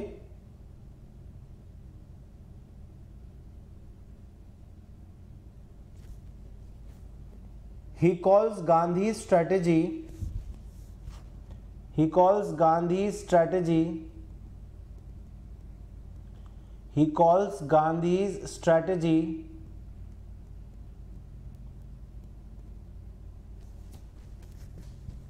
as strategy of struggle, truce, struggle, as the strategy of struggle, truce, struggle. अभी मैं बताऊंगा कि क्या होता है struggle, true struggle. Full stop. Gandhian strategy was based on Gandhian strategy was based on Gandhian strategy was based on understanding of mass psychology. Gandhian strategy was based on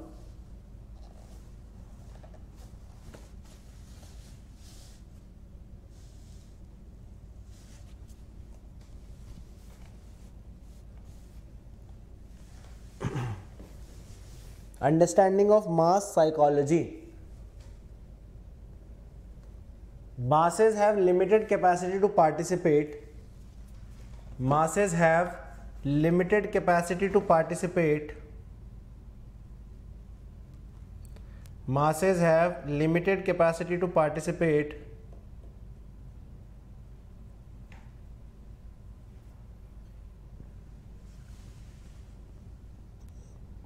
Full stop. His approach was proactive rather than reactive. His approach was proactive rather than reactive. ठीक है. Proactive कैसे? Proactive कैसे? That Gandhian movement was proactive in the sense. Gandhian movement was proactive in the sense. Gandhian movement was proactive in the sense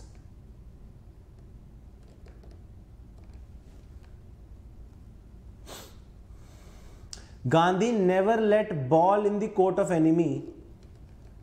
Gandhi never let the ball in the court of enemy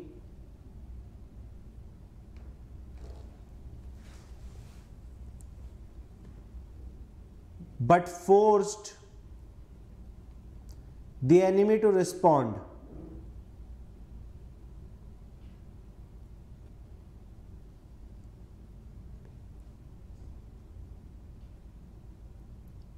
Gandhi was always offensive rather than defensive. Gandhi was always offensive rather than Gandhi was always offensive rather than being defensive.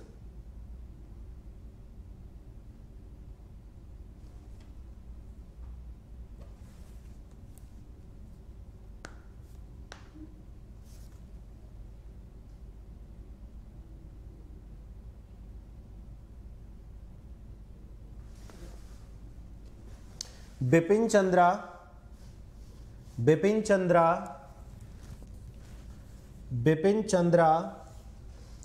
compares Gandhian strategy. Bipin Chandra compares Gandhian strategy with Gramscian strategy. Bipin Chandra compares Gandhian strategy with Gramscian strategy. Gramscian strategy. Gramscian strategy reflect. क्या है ग्राम्स्कियन strategy? बताइए. ये सवाल है आपके लिए. Gramsci क्या बोलते थे कि कैसी स्ट्रेटेजी होनी चाहिए आपकी?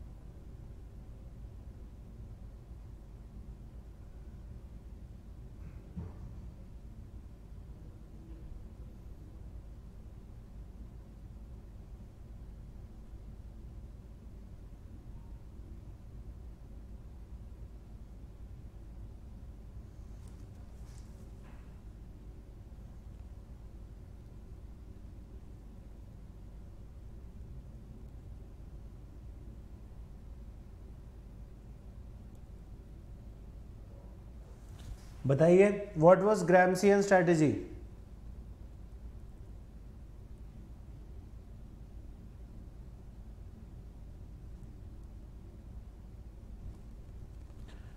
Develop a counter hegemony, right? So Bipin Chandra compares Gandhian strategy with the Gramscian strategy. Gramscian strategy reflects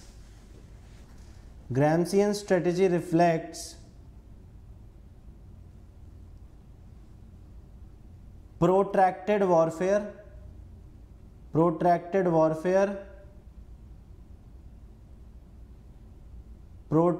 warfare, दूसरा the war of position,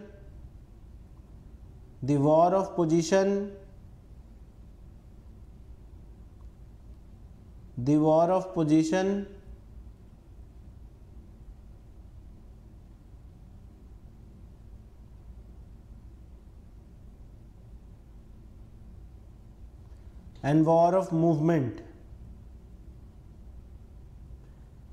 of movement,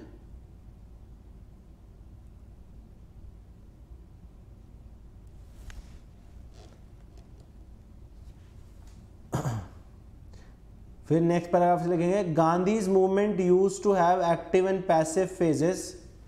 Gandhian movement used to have active and passive phases.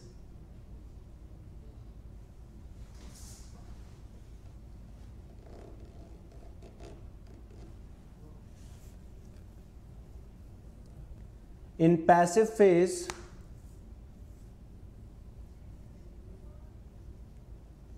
Gandhi would go for constructive program. In passive phase, Gandhi would go for constructive program. In passive phase, Gandhi would go for constructive program. Full stop. Gandhian movement is an example of Gandhian movement is an example of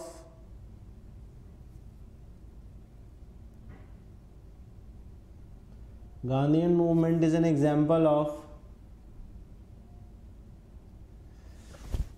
one of the largest controlled mass movements, one of the largest controlled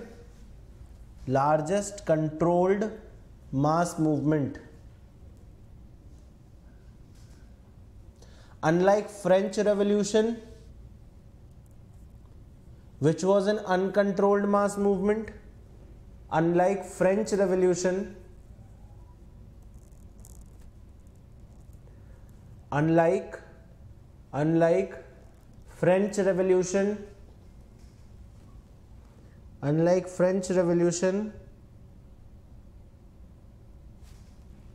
which is an uncontrolled mass movement, uncontrolled से ऊपर लिख लेना violent uncontrolled mass movement, violent लगा लेना. Largest French revolution was a violent uncontrolled mass movement, while Russian and Chinese revolutions were controlled and non-violent.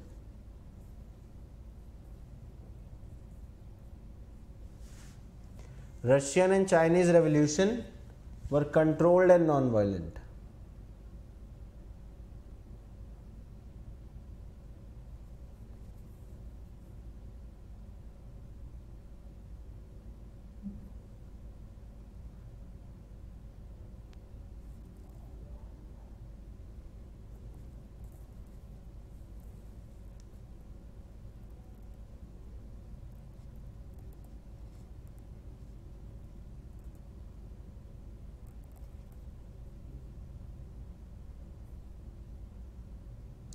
लिख लिया है, repeat करना है कुछ?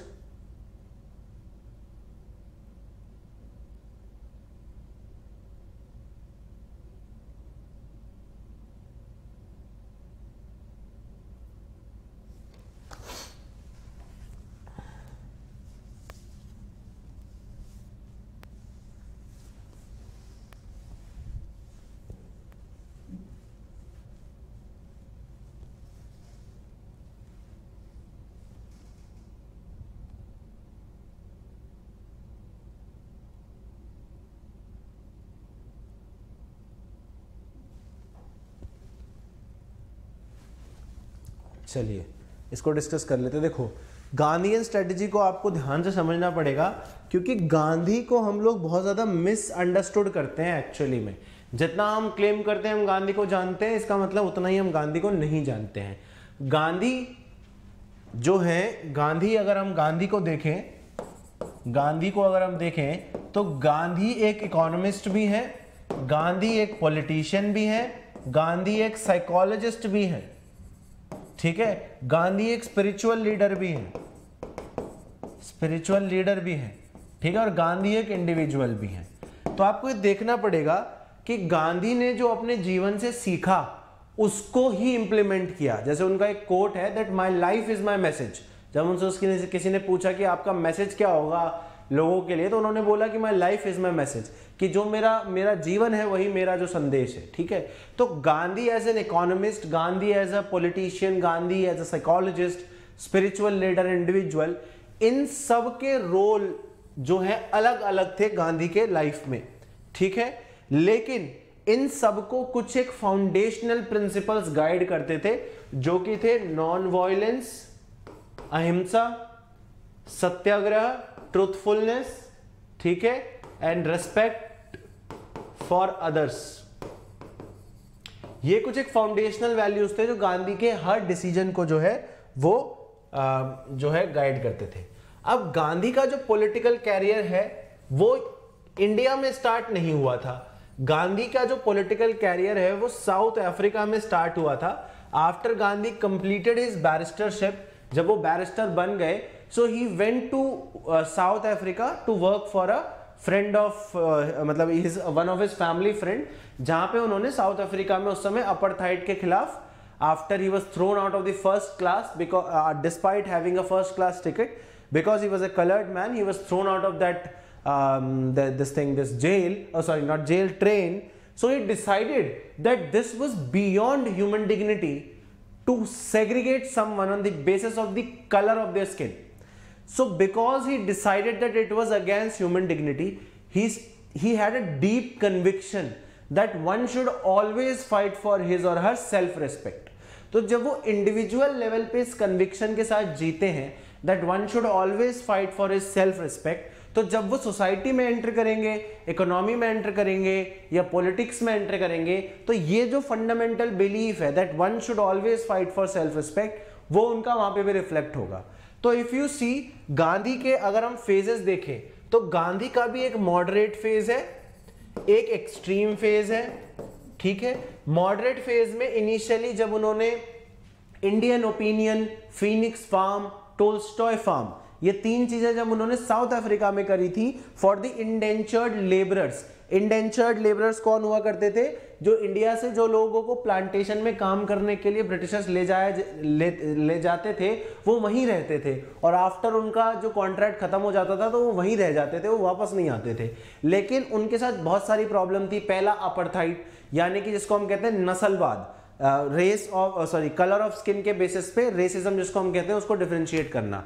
दूसरा, टैक्सेस उन पे बहुत ज्यादा लगाए जाते थे। तीसरा, they will always have to carry a identification card. कोई व्हाइट है बिना आइडेंटिटी कार्ड के घूम रहा है कहीं भी, कोई दिक्कत नहीं है, लेकिन अगर एक कलर्ड पर्सन है तो अगर उसको बिना आइडेंटिटी कार्ड के किसी पुलिस वाले ने या किसी व्हाइट आदमी ने पकड़ लिया तो he would be sent to jail. उसके बाद उनकी इंडियन या किसी भी उनके ट्रेडिशनल वे से हुई शादियों को वो लोग जो ब्रिटिश थे वो रिकॉग्नाइज नहीं करते थे, बिकॉज वहां पे तो शादी रजिस्टर करनी पड़ती थी।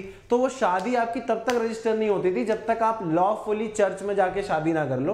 ट्रेडिशनल जो हिंदू, मुस्लिम और ऐसी शादियां होती थी उनको वो रिकॉग्नाइज नहीं करते। तो कुल मिला के they had this superiority complex कि हमारे वेज तो सभ्य हैं, सिविलाइज्ड, और ये सब है पागल। तो गांधी ने ये डिसाइड किया that I need to do something about it. तो उन्होंने वहां पे इंडियन ओपिनियन करके एक अखबार चलाया, टोल्स्टॉय फार्म उन्होंने चलाया, फीनिक्स फार्म उन्होंने साउथ अफ्रीका में चलाया, और साथ में उन्होंने वहां के लोगों की प्रॉब्लम सॉल्व करनी स्टार्ट करी। उन्होंने, इफ यू रिमेंबर गांधी, अगर आपने मूवी देखी है तो वो रजिस्ट्रेशन सर्टिफिकेट है उसका बर्निंग कैंपेन चलाते हैं कि सब लोग अपना अपना रजिस्ट्रेशन सर्टिफिकेट जला के फाड़ देते हैं, ठीक है। तो इस तरीके से तो गांधी ने साउथ अफ्रीका में बहुत कुछ सीखा। One of the major things he learned in South Africa was the power of mass struggle. Gandhi ये समझते थे, क्योंकि Gandhi was also following the events that were going on in India, तो वो उनको ये समझ में आया कि मासेस में बहुत ज्यादा पावर है। If masses are with you, तो सामने वाले को सुनना ही पड़ेगा। सोचो एक पतला दुबला हड्डियाल आदमी ब्रिटिश साम्राज्य के सामने खड़ा हो गया लाठी लेके, केवल कुछ नहीं, कपड़े भी नहीं तन पे। क्यों? Because he had the support of his countryman. 30 crore हिंदुस्तानियों का सपोर्ट। अब तो खैर हम 135 हो गए, उस समय 30 ही हुआ करते थे। 30 करोड़ हिंदुस्तानियों का सपोर्ट, समझ में आई बात? तो ही रियलाइज द रियल मीनिंग और real power of mass struggle, पहली बात। दूसरी बात, उन्होंने ये समझा कि मासेस के अंदर पावर तो है, but we need to give a definite direction, that is mission और विजन देना उनको जरूरी है। मिशन और विजन देना उनको जरूरी है। उसके लिए जरूरी है कि उनके अंदर कन्विक्शन जगाया जाए। इसीलिए उन्होंने कॉन्सेप्ट दिया सत्याग्रह का। सत्याग्रह जो था, सत्याग्रह क्या था? That a satyagrahi must first of all have swaraj internally, मतलब उसकी जो डिजायर्स हैं, उसकी जो जेलसी है या ग्रीड है या ऐसा कुछ अगर उसके अंदर है, तो उसको पहले उस पे जो है स्वराज पाना होगा। और जब वो उन पे स्वराज पालेगा तो he would be realizing that his good lies in the good of all। तो फिर वो कन्विक्शन के साथ उस गोल के लिए काम करेगा जो गोल सबके लिए बेहतर है। तो दूसरा उन्होंने समझा कि मासेस को इन्वॉल्व करना तो जरूरी है, लेकिन मासेस को इन्वॉल्व करने से पहले उनकी ट्रेनिंग भी जरूरी है। उनके अंदर ये कन्विक्शन जगाना जरूरी है that they need to work for something bigger than their own selves. ठीक है। तीसरी चीज उन्होंने ये समझी that violence should be banned at any cost. Why? एक तो इसका आइडियोलॉजिकल रीजन था, because he kind of believed in human dignity, और उनके हिसाब से वॉयलेंस जो है वो हमेशा ही टैबू है, बिकॉज वो बिलीव करते थे प्योरिटी ऑफ मीन्स में। प्योरिटी ऑफ मीन्स, वो ये कहते थे कि एनिमल्स को और ह्यूमन बींग्स को क्या चीज अलग करती है?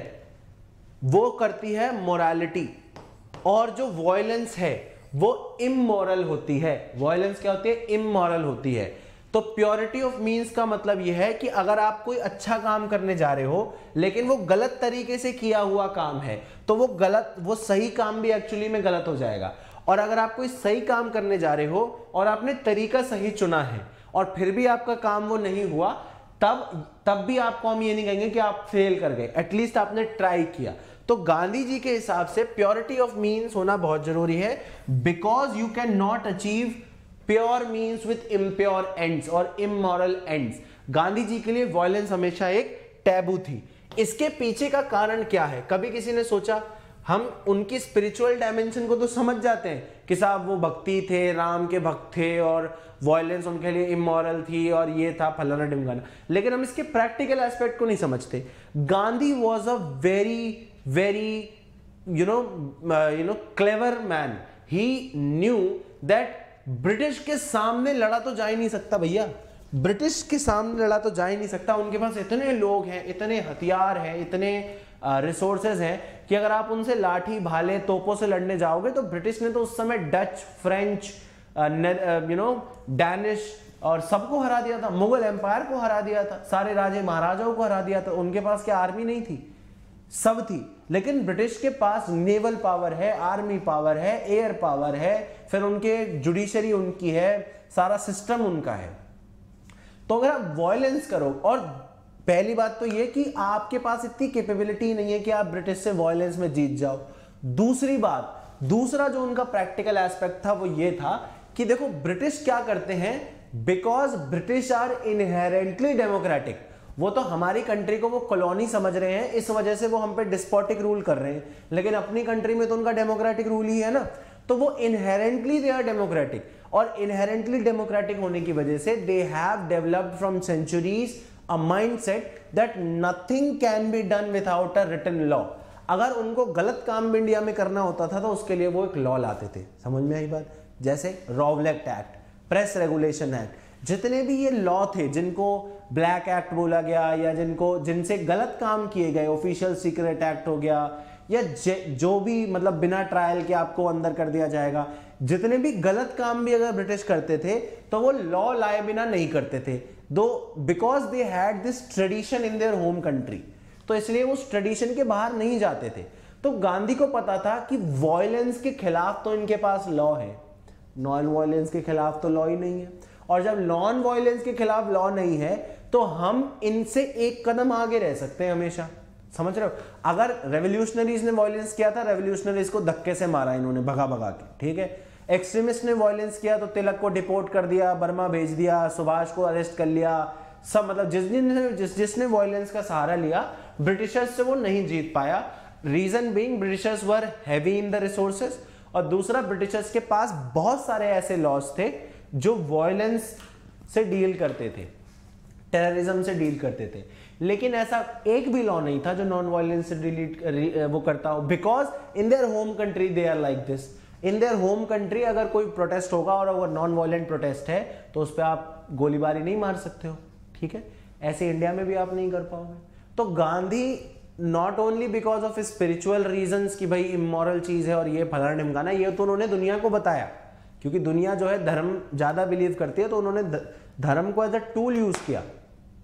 लेकिन उनकी ये नॉन वायलेंस को यूज करने की एक बहुत ही मास्टर स्ट्रोक स्ट्रैटेजी थी। पहला, क्योंकि वो उन्हें पता था कि ब्रिटिशर्स से वायलेंस करके नहीं जीता जा सकता। दूसरा, उनको पता था कि मैंने आज वायलेंस करी, कल ये मुझे जेल में डाल देंगे बिकॉज मैंने वायलेंस करी, क्योंकि मैं लॉ तोड़ रहा हूँ। लेकिन अगर मैं वायलेंस ही ना करूँ और फिर भी अपना काम करता रहूँ तो फिर ये जेल में मुझे नहीं डाल सकते, और फिर ये ऐसी स्थिति में आ जाएंगे ना खाया जाएगा ना उगला जाएगा। वो कहते हैं ना, हिंदी में एक मुहावरा है ना, ऐसी स्थिति में ना खाया जा रहा है ना उगला जा रहा है। तो जब ये ऐसी स्थिति में आ जाएंगे तो एक ना एक दिन तो ये परेशान होकर बोलेंगे भैया धरो अपनी धर्म माया और हमें जाने दो, ठीक है। तो ये जो था गांधी जी का बड़ा ही इंपॉर्टेंट जो है वो एस्पेक्ट था जो हमें समझना चाहिए सबको। गांधी को सिर्फ महात्मा देखना हमारी सबसे बड़ी गलती है। गांधी को एज अ महात्मा देखना हमारी सबसे बड़ी गलती है। अच्छा, आपने देखा होगा आजकल के नेता क्या करते हैं, कुर्ता पजामा पहनते हैं, कुर्ता पजामा, सफेद कुर्ता पजामा पहनते हैं। ये जो ट्रेडिशन है गांधी ने स्टार्ट किया था। कैसे? उससे पहले अगर आप देखो नेहरू की फोटोज देखो, जो ये इनकी वल्लभ भाई पटेल की फोटोज देखो, या किसी भी बड़े लीडर की फोटो देख लो गांधी से पहले। सब आप जिन्ना की फोटो देख लो, सूट बूट में मिलेंगे, बढ़िया घर में नौकर चाकर घूमते हुए मिलेंगे, सिगार चल रहे हैं और ड्रिंक्स चल रही हैं और मस्ती में काम वो करते थे, लेकिन उनके शौक नवाबी थे। ये कारण था कि वो मास कनेक्ट नहीं बना पा रहे थे अपना, because masses were direly exploited, they were in the dire need of extremely exploited and dire need of help. और यहां पे इनके नवाबी शौक चल रहे हैं, किताबें हैं, वुडन फर्नीचर है, इतने बड़े बड़े घर हैं, जमीन है, तो वो ग्राउंड कनेक्ट नहीं बन रहा था।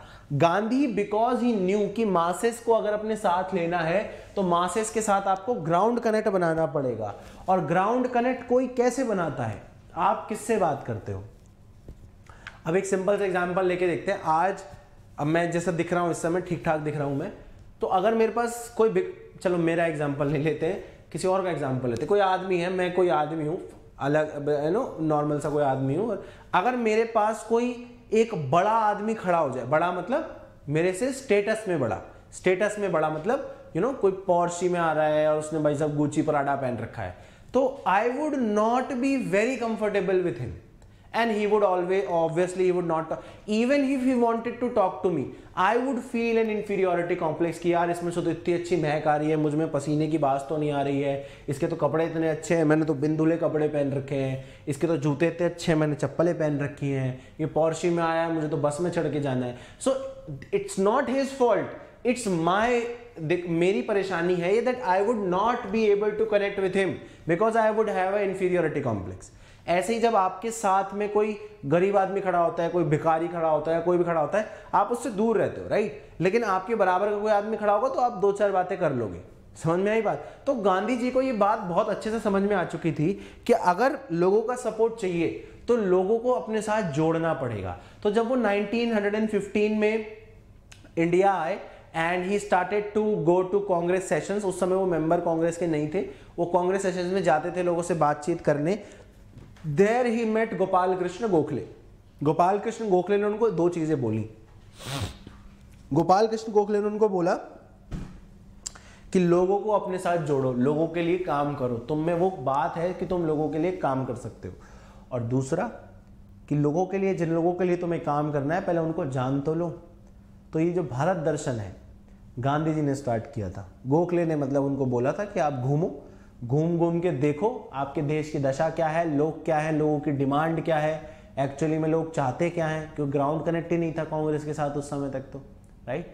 तो उन्होंने क्या किया, उन्होंने पहले तो गांधी जी भी सूट बूट में रहते थे, he was a barrister after all, अच्छी फैमिली से आते थे, दीवान थे उनके पिताजी पोरबंदर के किंगडम के। तो ही रियलाइज्ड कि अगर मैं भारत दर्शन करने जा रहा हूँ और मैं लोगों से मिलने जा रहा हूँ जिनके लिए मुझे बाद में काम करना है, तो मैं ऐसे सूट बूट में नहीं जा सकता, राइट। तो उन्होंने कस्तूरबा माता को पहना दी सफ़ेद साड़ी और खुद ने पहन ली धोती कुर्ता, क्योंकि हमारी रूरल ड्रेस वो थी। और धोती कुर्ता भी उन्होंने नहीं पहना, धोती पहनी और ऊपर केवल एक गमछा, क्योंकि रूरल इंडिया में धोती के अलावा आदमी कुछ नहीं पहनते थे, चाहे सर्दियों गर्मियों, एक गमछा या स्वाफी जिसे हम कहते हैं और एक धोती, इसके अलावा। तो वहां से उन्होंने वो स्टार्ट किया। अब ये जो गांधीयन टोपी है, इसके बारे में बड़ी इंटरेस्टिंग बात है कि गांधी जी ने कभी वो टोपी नहीं लगाई, फिर भी उसे गांधीयन टोपी बोलते हैं। नेहरू जी ने लगाई वो टोपी, गांधीयन टोपी गांधी जी ने कभी नहीं लगाई, ठीक है। तो हाँ, तो गांधी जी को महात्मा समझना बड़ा एक गलत बात है, और ये मुझे मतलब आपको बताना था। इंटरेस्टिंग स्टोरीज हैं, आप कभी पढ़िए। तो गांधी जी ने स्टार्ट किया इंडिया में द मास स्ट्रगल फेज। जो लास्ट स्ट्रैटेजी थी हमारी गांधीयन स्ट्रैटेजी, वो मास स्ट्रगल की स्ट्रैटेजी थी। एंड ही न्यू, तो मैं अभी आपको ये बता रहा था कि साउथ अफ्रीका से उन्होंने क्या क्या सीखा। तो साउथ अफ्रीका से उन्होंने मास की पोटेंशियल सीखी,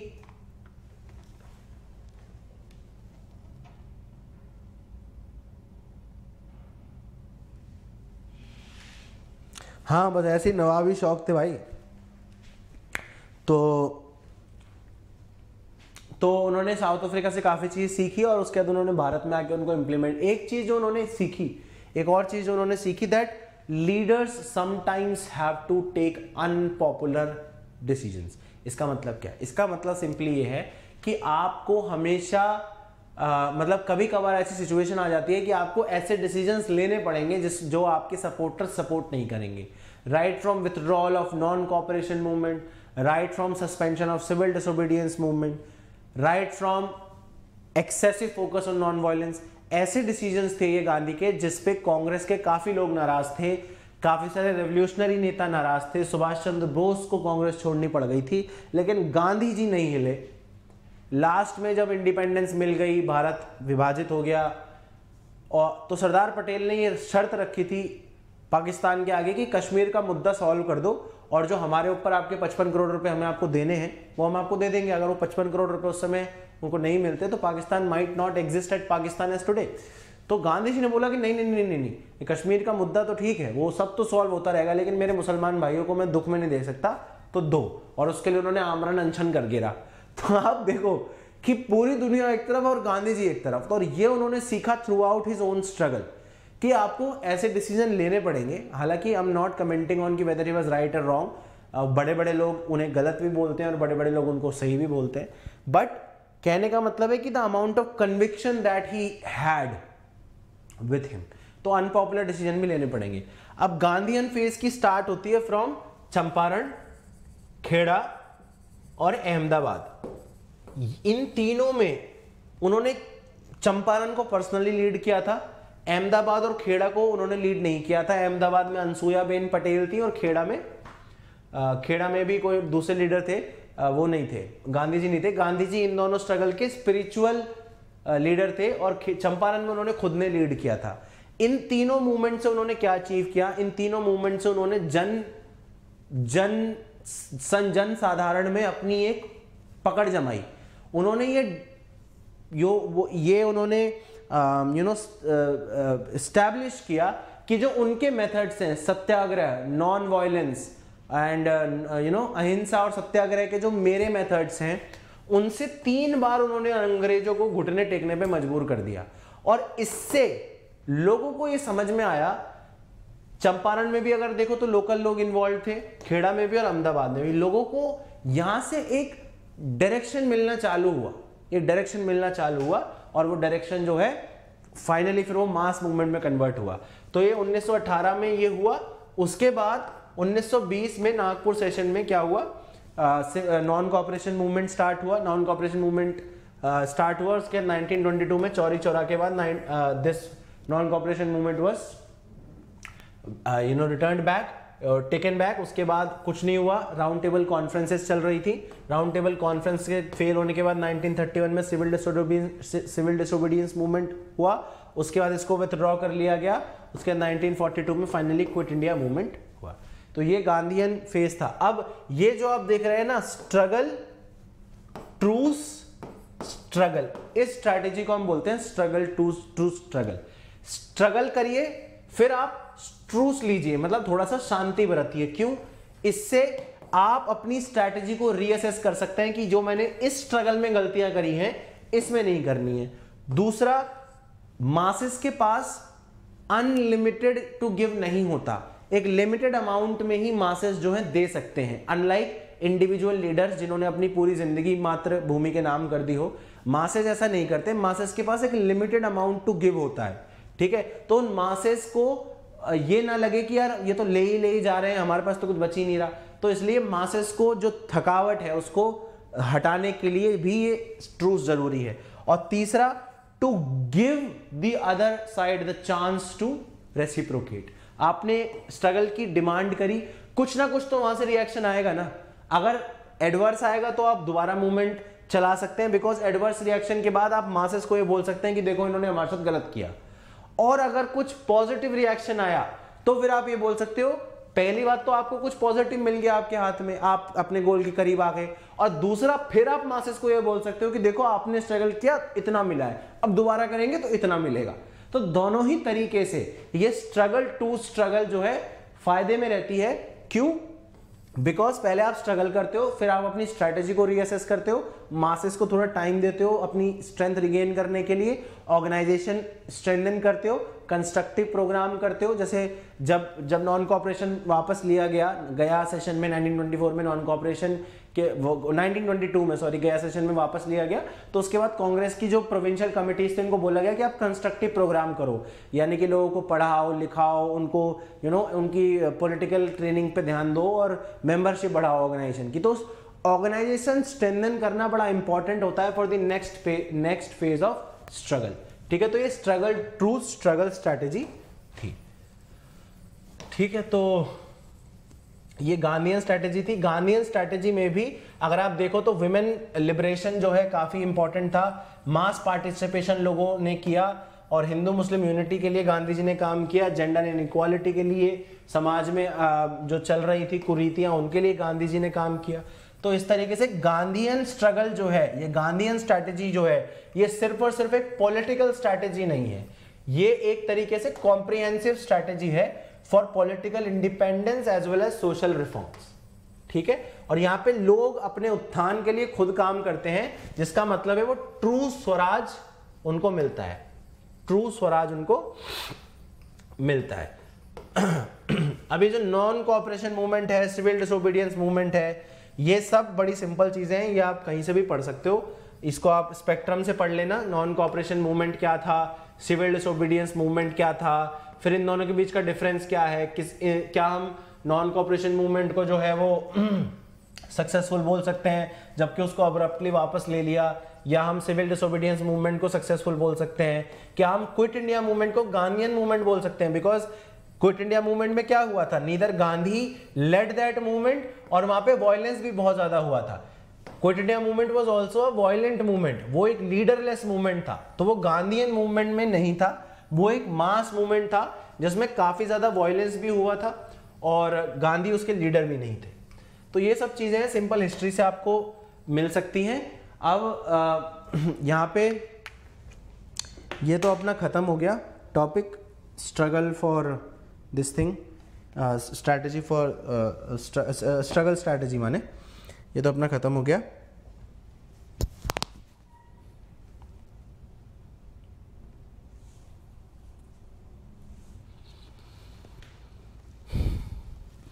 अब एक टॉपिक बचा डेवलपमेंटल स्ट्रैटेजीज। डेवलपमेंटल स्ट्रैटेजीज,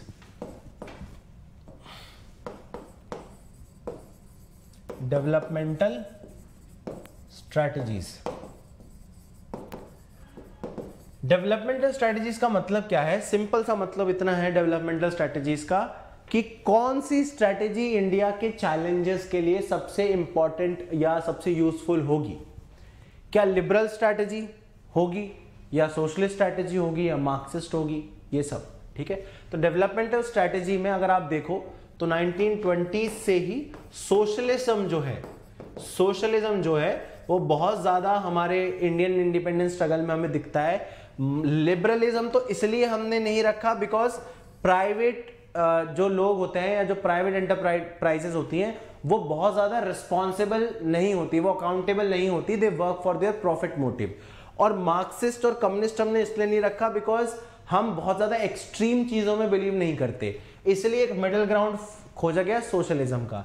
तो अगर आप देखो एक नेशनल प्लानिंग कमेटी बनाई गई थी, नेशनल कमेटी ऑन एजुकेशन बनाई गई थी, प्लानिंग 1920s में क्या हुआ था इंपॉर्टेंट, रशियन रेवोल्यूशन ने सक्सेसफुल रशियन रेवोल्यूशन होने के बाद इन्होंने जो इंपीरियल राइट्स थे अपने उसको अबॉलिश कर दिया था और लोगों के भले के लिए एक वेलफेयर स्टेट काइंड ऑफ चीज बनाने की कोशिश करी थी। तो जो इंडिया के लीडर्स थे, चाहे वो जवाहरलाल नेहरू हुए चाहे सुभाष चंद्र बोस हुए, they were very much influenced by the socialist scheme of things, जहां पे there was a judicious mixture of private and public, और वहां पे गवर्नमेंट का रोल काफी रहता है, गवर्नमेंट एक वेलफेयर स्टेट की तरह काम करता है।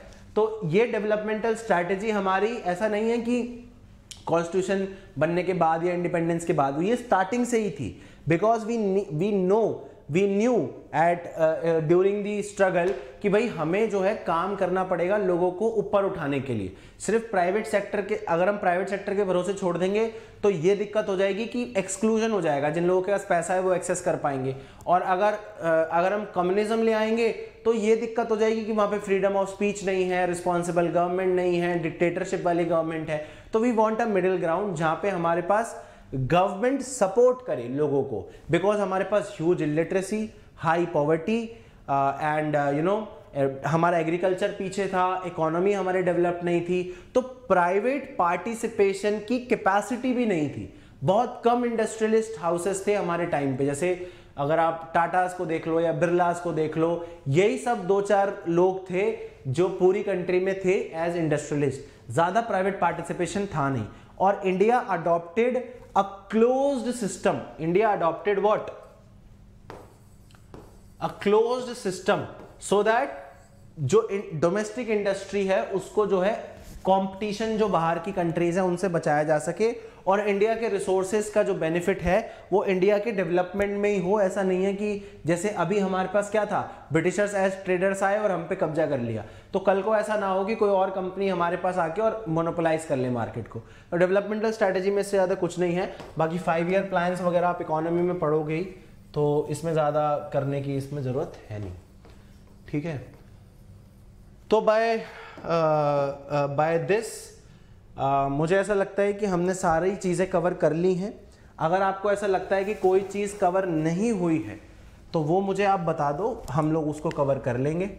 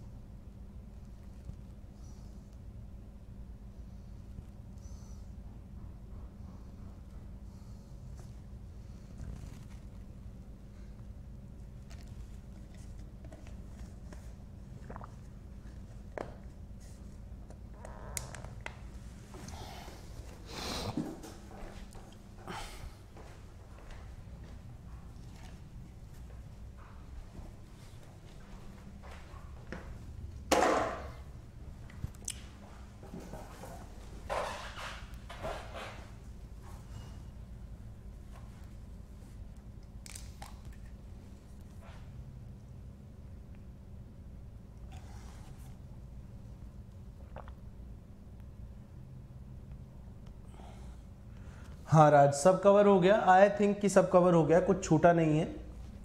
We have done everything. IGP में भी हमने सब कुछ कर लिया और पेपर 1 में भी हमने, सेक्शन 1 में भी हमने सब कुछ कर लिया। तो अगर आपके कोई डाउट्स हों आज के लेक्चर से या पहले किसी लेक्चर से तो वो आप पूछ सकते हैं। Open I would open the floor for question and answers. Future के बारे में कोई बात करनी हो, कोई डाउट हो ऑप्शनल से रिलेटेड। हाँ, एक चीज़ जो मैं शायद बताना चाहिए मुझे आप लोगों को, वो ये है कि रिगार्डिंग बुक्स, जैसे आपने स्टार्टिंग में बात करी थी ना कि भाई किताबें कौन सी पढ़नी है या क्या करना है, रेफरेंस मटेरियल की जो बात है। देखो मैंने जो आपको नोट्स दिए हैं, फर्स्ट ऑफ ऑल तो वो नोट्स, उसमें आपको एक्सटेंसिव कवरेज मिल जाएगी हर टॉपिक की, बाय गॉड हर टॉपिक की मिल जाएगी। बिकॉज वेरी फ्रैंकली जो मेरे खुद के नोट्स थे जिनसे मैंने पढ़ा था, और जो मेरे मास्टर साहब के नोट्स थे, और जो अच्छे नोट्स अवेलेबल हैं मार्केट में, आई हैव डिवाउड थ्रू दोज नोट्स। जैसे हमारा कॉन्स्टिट्यूशन बना था ना कि 60 कॉन्स्टिट्यूशंस को रैंसैक करके, मतलब लगभग सारे कॉन्स्टिट्यूशंस में घुस के हमने अच्छी अच्छी चीज़ें निकाल के नोट्स में अपना कॉन्स्टिट्यूशन बना लिया। ऐसी मैंने अपनी पूरी कोशिश करी है कि जो अच्छी अच्छी चीज़ें हैं नोट्स से वो मैं आपको दूं। तो मैंने वो नोट्स बहुत एक्सटेंसिव बनाए हैं। अब देखो क्या होता है कि हर एक टॉपिक के नोट देना इट्स नॉट पॉसिबल ऑल्सो, और दूसरी बात मुझे लगता है कि ज़रूरत भी नहीं है। लकीर पे फकीर नहीं होना चाहिए इंसान को, जैसे हर छोटी छोटी चीज़ के टॉपिक दे दी, ज़रूरत ही नहीं है उन चीज़ों की। जैसे अब फॉर एग्जांपल डेवलपमेंटल स्ट्रैटेजीज हैं, अब इसके मैं नोट क्या दूं आपको, क्योंकि ये सेम चीज़ आप इकोनॉमी में पढ़ोगे, वहाँ तो आपको नोट्स पढ़ने ही पड़ेंगे। बस कुल मिला के मैंने आपको जितना समझाना था वो ये समझाया इंपॉर्टेंट पॉइंट कि India because of the colonial legacy was not that developed, तो इसलिए हमने क्लोज्ड इकोनॉमी ली। इसके अलावा इसमें कुछ नहीं है। तो इसका मैं आपको 10 पन्ने के अगर नोट्स दे दूं तो सिंपल आपका टाइम वेस्ट है। तो अगर आपको ऐसा कुछ लगता है, देखो मैंने अपनी तरफ से उन सारे टॉपिक्स के आपको नोट्स दे दिए हैं जिन टॉपिक्स में नोट्स की सही में जरूरत थी, और जिन टॉपिक्स में ऐसे नोट्स थे जो बहुत ज्यादा एक्सटेंसिव नहीं मुझे लगा जरूरत की नहीं जरूरत है, वो मैंने आपको लिखवा दिए हैं। दूसरी चीज, जो नोट्स मैंने आपको दिए हैं पीडीएफ फॉर्म में, जो आपके पास नोट्स हैं, वो नोट्स वही नोट्स हैं जो मैंने आपको लिखवाए हैं, लेकिन जो चीजें मैंने आपको लिखवाई हैं उन पे आपको ज्यादा फोकस करना है। कुल मिला के ये बात ध्यान रखना, नोट्स वही हैं। तो पहले तो नोट्स हो गए, ठीक है, नोट्स एक्सटेंसिव मैंने बना के दिए हैं, कोई लोड नहीं है। अब आपको कोई और नोट्स रेफर करने की जरूरत नहीं पड़ेगी, क्लास नोट्स, क्लास वीडियोस और नोट, ये अपने पीडीएफ नोट्स। दूसरी चीज, अगर आपको प्रैक्टिस करनी है तो प्रैक्टिस के लिए आप PYQs देखिए। नेक्स्ट मतलब अब मैं आपको आगे की अप्रोच बताना चाह रहा हूं 5-7 मिनट में कि आगे की अप्रोच आपकी क्या होनी चाहिए। अब आपका काम है कि अब आप जल्दी से इसको रैप अप करिए। 10-5 जैसे आज 11 तारीख हुई है ना, try to wrap it up by मतलब as soon as you can, और अपने प्री में लग जाइए। लेकिन उसके बाद आप कैसे करेंगे?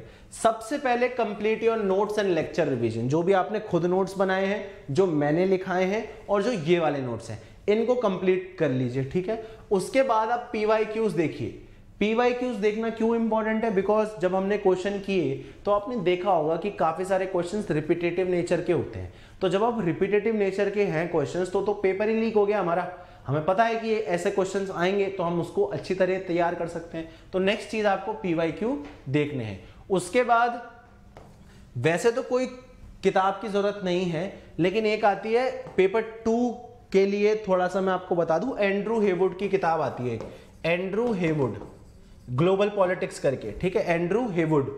अब इस किताब को खरीदने की जरूरत नहीं है, बहुत मोटी किताब है और बहुत महंगी किताब है। इसको या तो टेलीग्राम पे ढूंढ लेना या तो नेट पे ढूंढ लेना, आपको फ्री में PDF मिल जाएगी।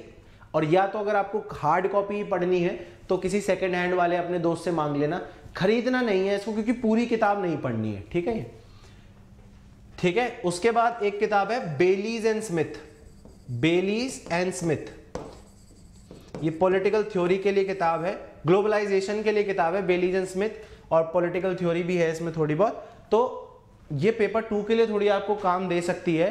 तो इन सारी किताबों का जो मैं नाम बता रहा हूँ, बेलीज एंड स्मिथ, एंड्रू हेवुड, ये किताबें आपको खरीदनी नहीं है। हाँ, एक्सेसिवली आपके पास पैसे हैं तो मुझे जरूर दे देना, खरीदना मत किताब, क्योंकि किसी काम की नहीं है, आपके पैसे वेस्ट हो जाएंगे।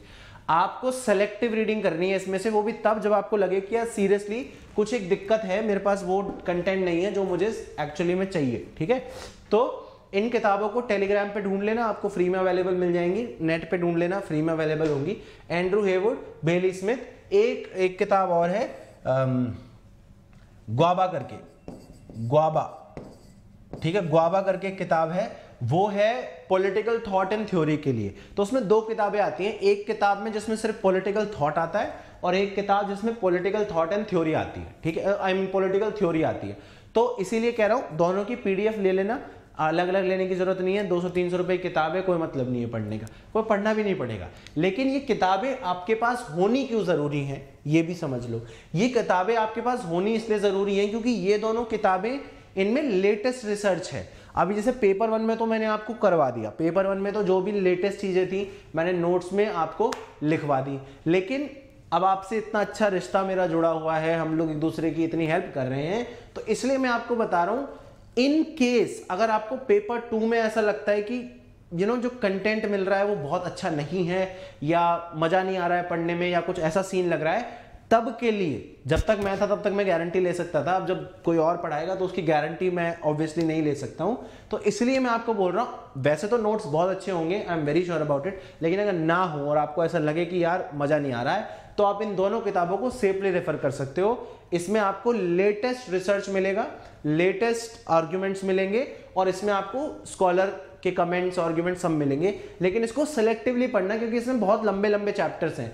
कवर टू कवर तो इनमें से कोई सी भी किताब रीड नहीं करनी है, कवर टू कवर आपको कुछ रीड नहीं करना है।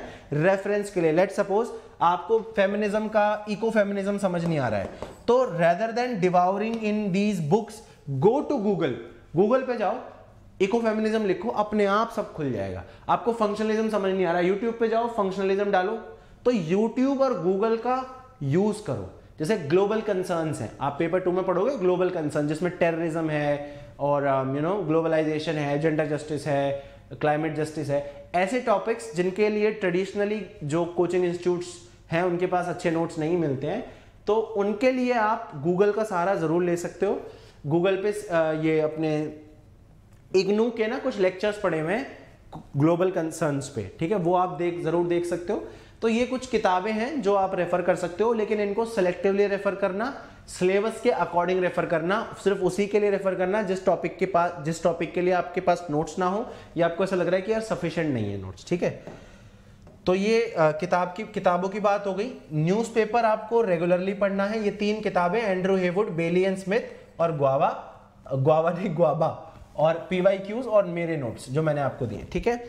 इसके अलावा प्रैक्टिस, राइटिंग प्रैक्टिस करते रहिएगा, राइटिंग प्रैक्टिस आपको नहीं छोड़नी है, ठीक है। हाँ, आपके पास है ना एंड्रू हेवुड, तो बस बढ़िया है। तो प्रैक्टिस आपको नहीं छोड़नी है, राइटिंग प्रैक्टिस आपको करते रहनी है, राइटिंग प्रैक्टिस आपको नहीं छोड़नी है, ठीक है। तो मेरी तरफ से तो यही था, बाकी अगर आपके कोई डाउट्स हैं तो आप मुझे बता दो, वी कैन क्लियर देम।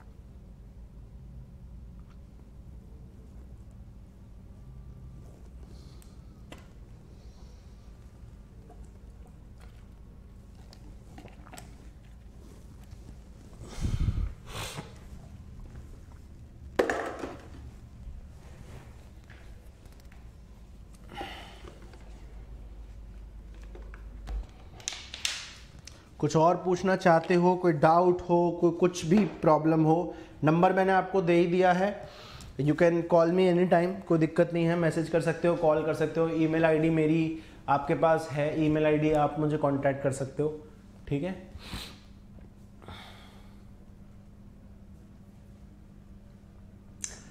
ठीक है गाइज, आपके कोई डाउट नहीं है, and thank you so much Raj, Abhishek और अम्बुज जो नहीं है यहाँ पे उसको भी, that you guys have been really good and really consistent. Raj, आपकी कंसिस्टेंसी तो सीरियसली एक्सेप्शनल है, आपने एक दिन भी क्लास मिस नहीं करी, डिस्पाइट आप एयरपोर्ट जा रहे हो चाहे कहीं भी हो, आपने क्लासेस हमेशा करी हैं, 1-2 दिन आप नहीं आए थे। लेकिन अभिषेक, आपने लेट ज्वाइन किया, लेकिन then you have been always be consistent, you have always been consistent. And Ambuj का आई डोंट नो क्या हुआ, उसने स्टार्टिंग में ज्वाइन किया था, फिर उसके बाद वो छूट गया। तो आप तीनों का बहुत बहुत तहे दिल से शुक्रिया that you have been so good to me and आपके साथ पढ़ के बहुत मज़ा आया, हमने बहुत सारी चीज़ें एक्सप्लोर करी and I hope that I was able to do justice with the subject with you guys and with the amount of money that has been paid by your side from your side। और आपको मेरी तरफ से आपके अच्छे भविष्य के लिए बहुत बहुत सारी बधाइयाँ और शुभकामनाएं।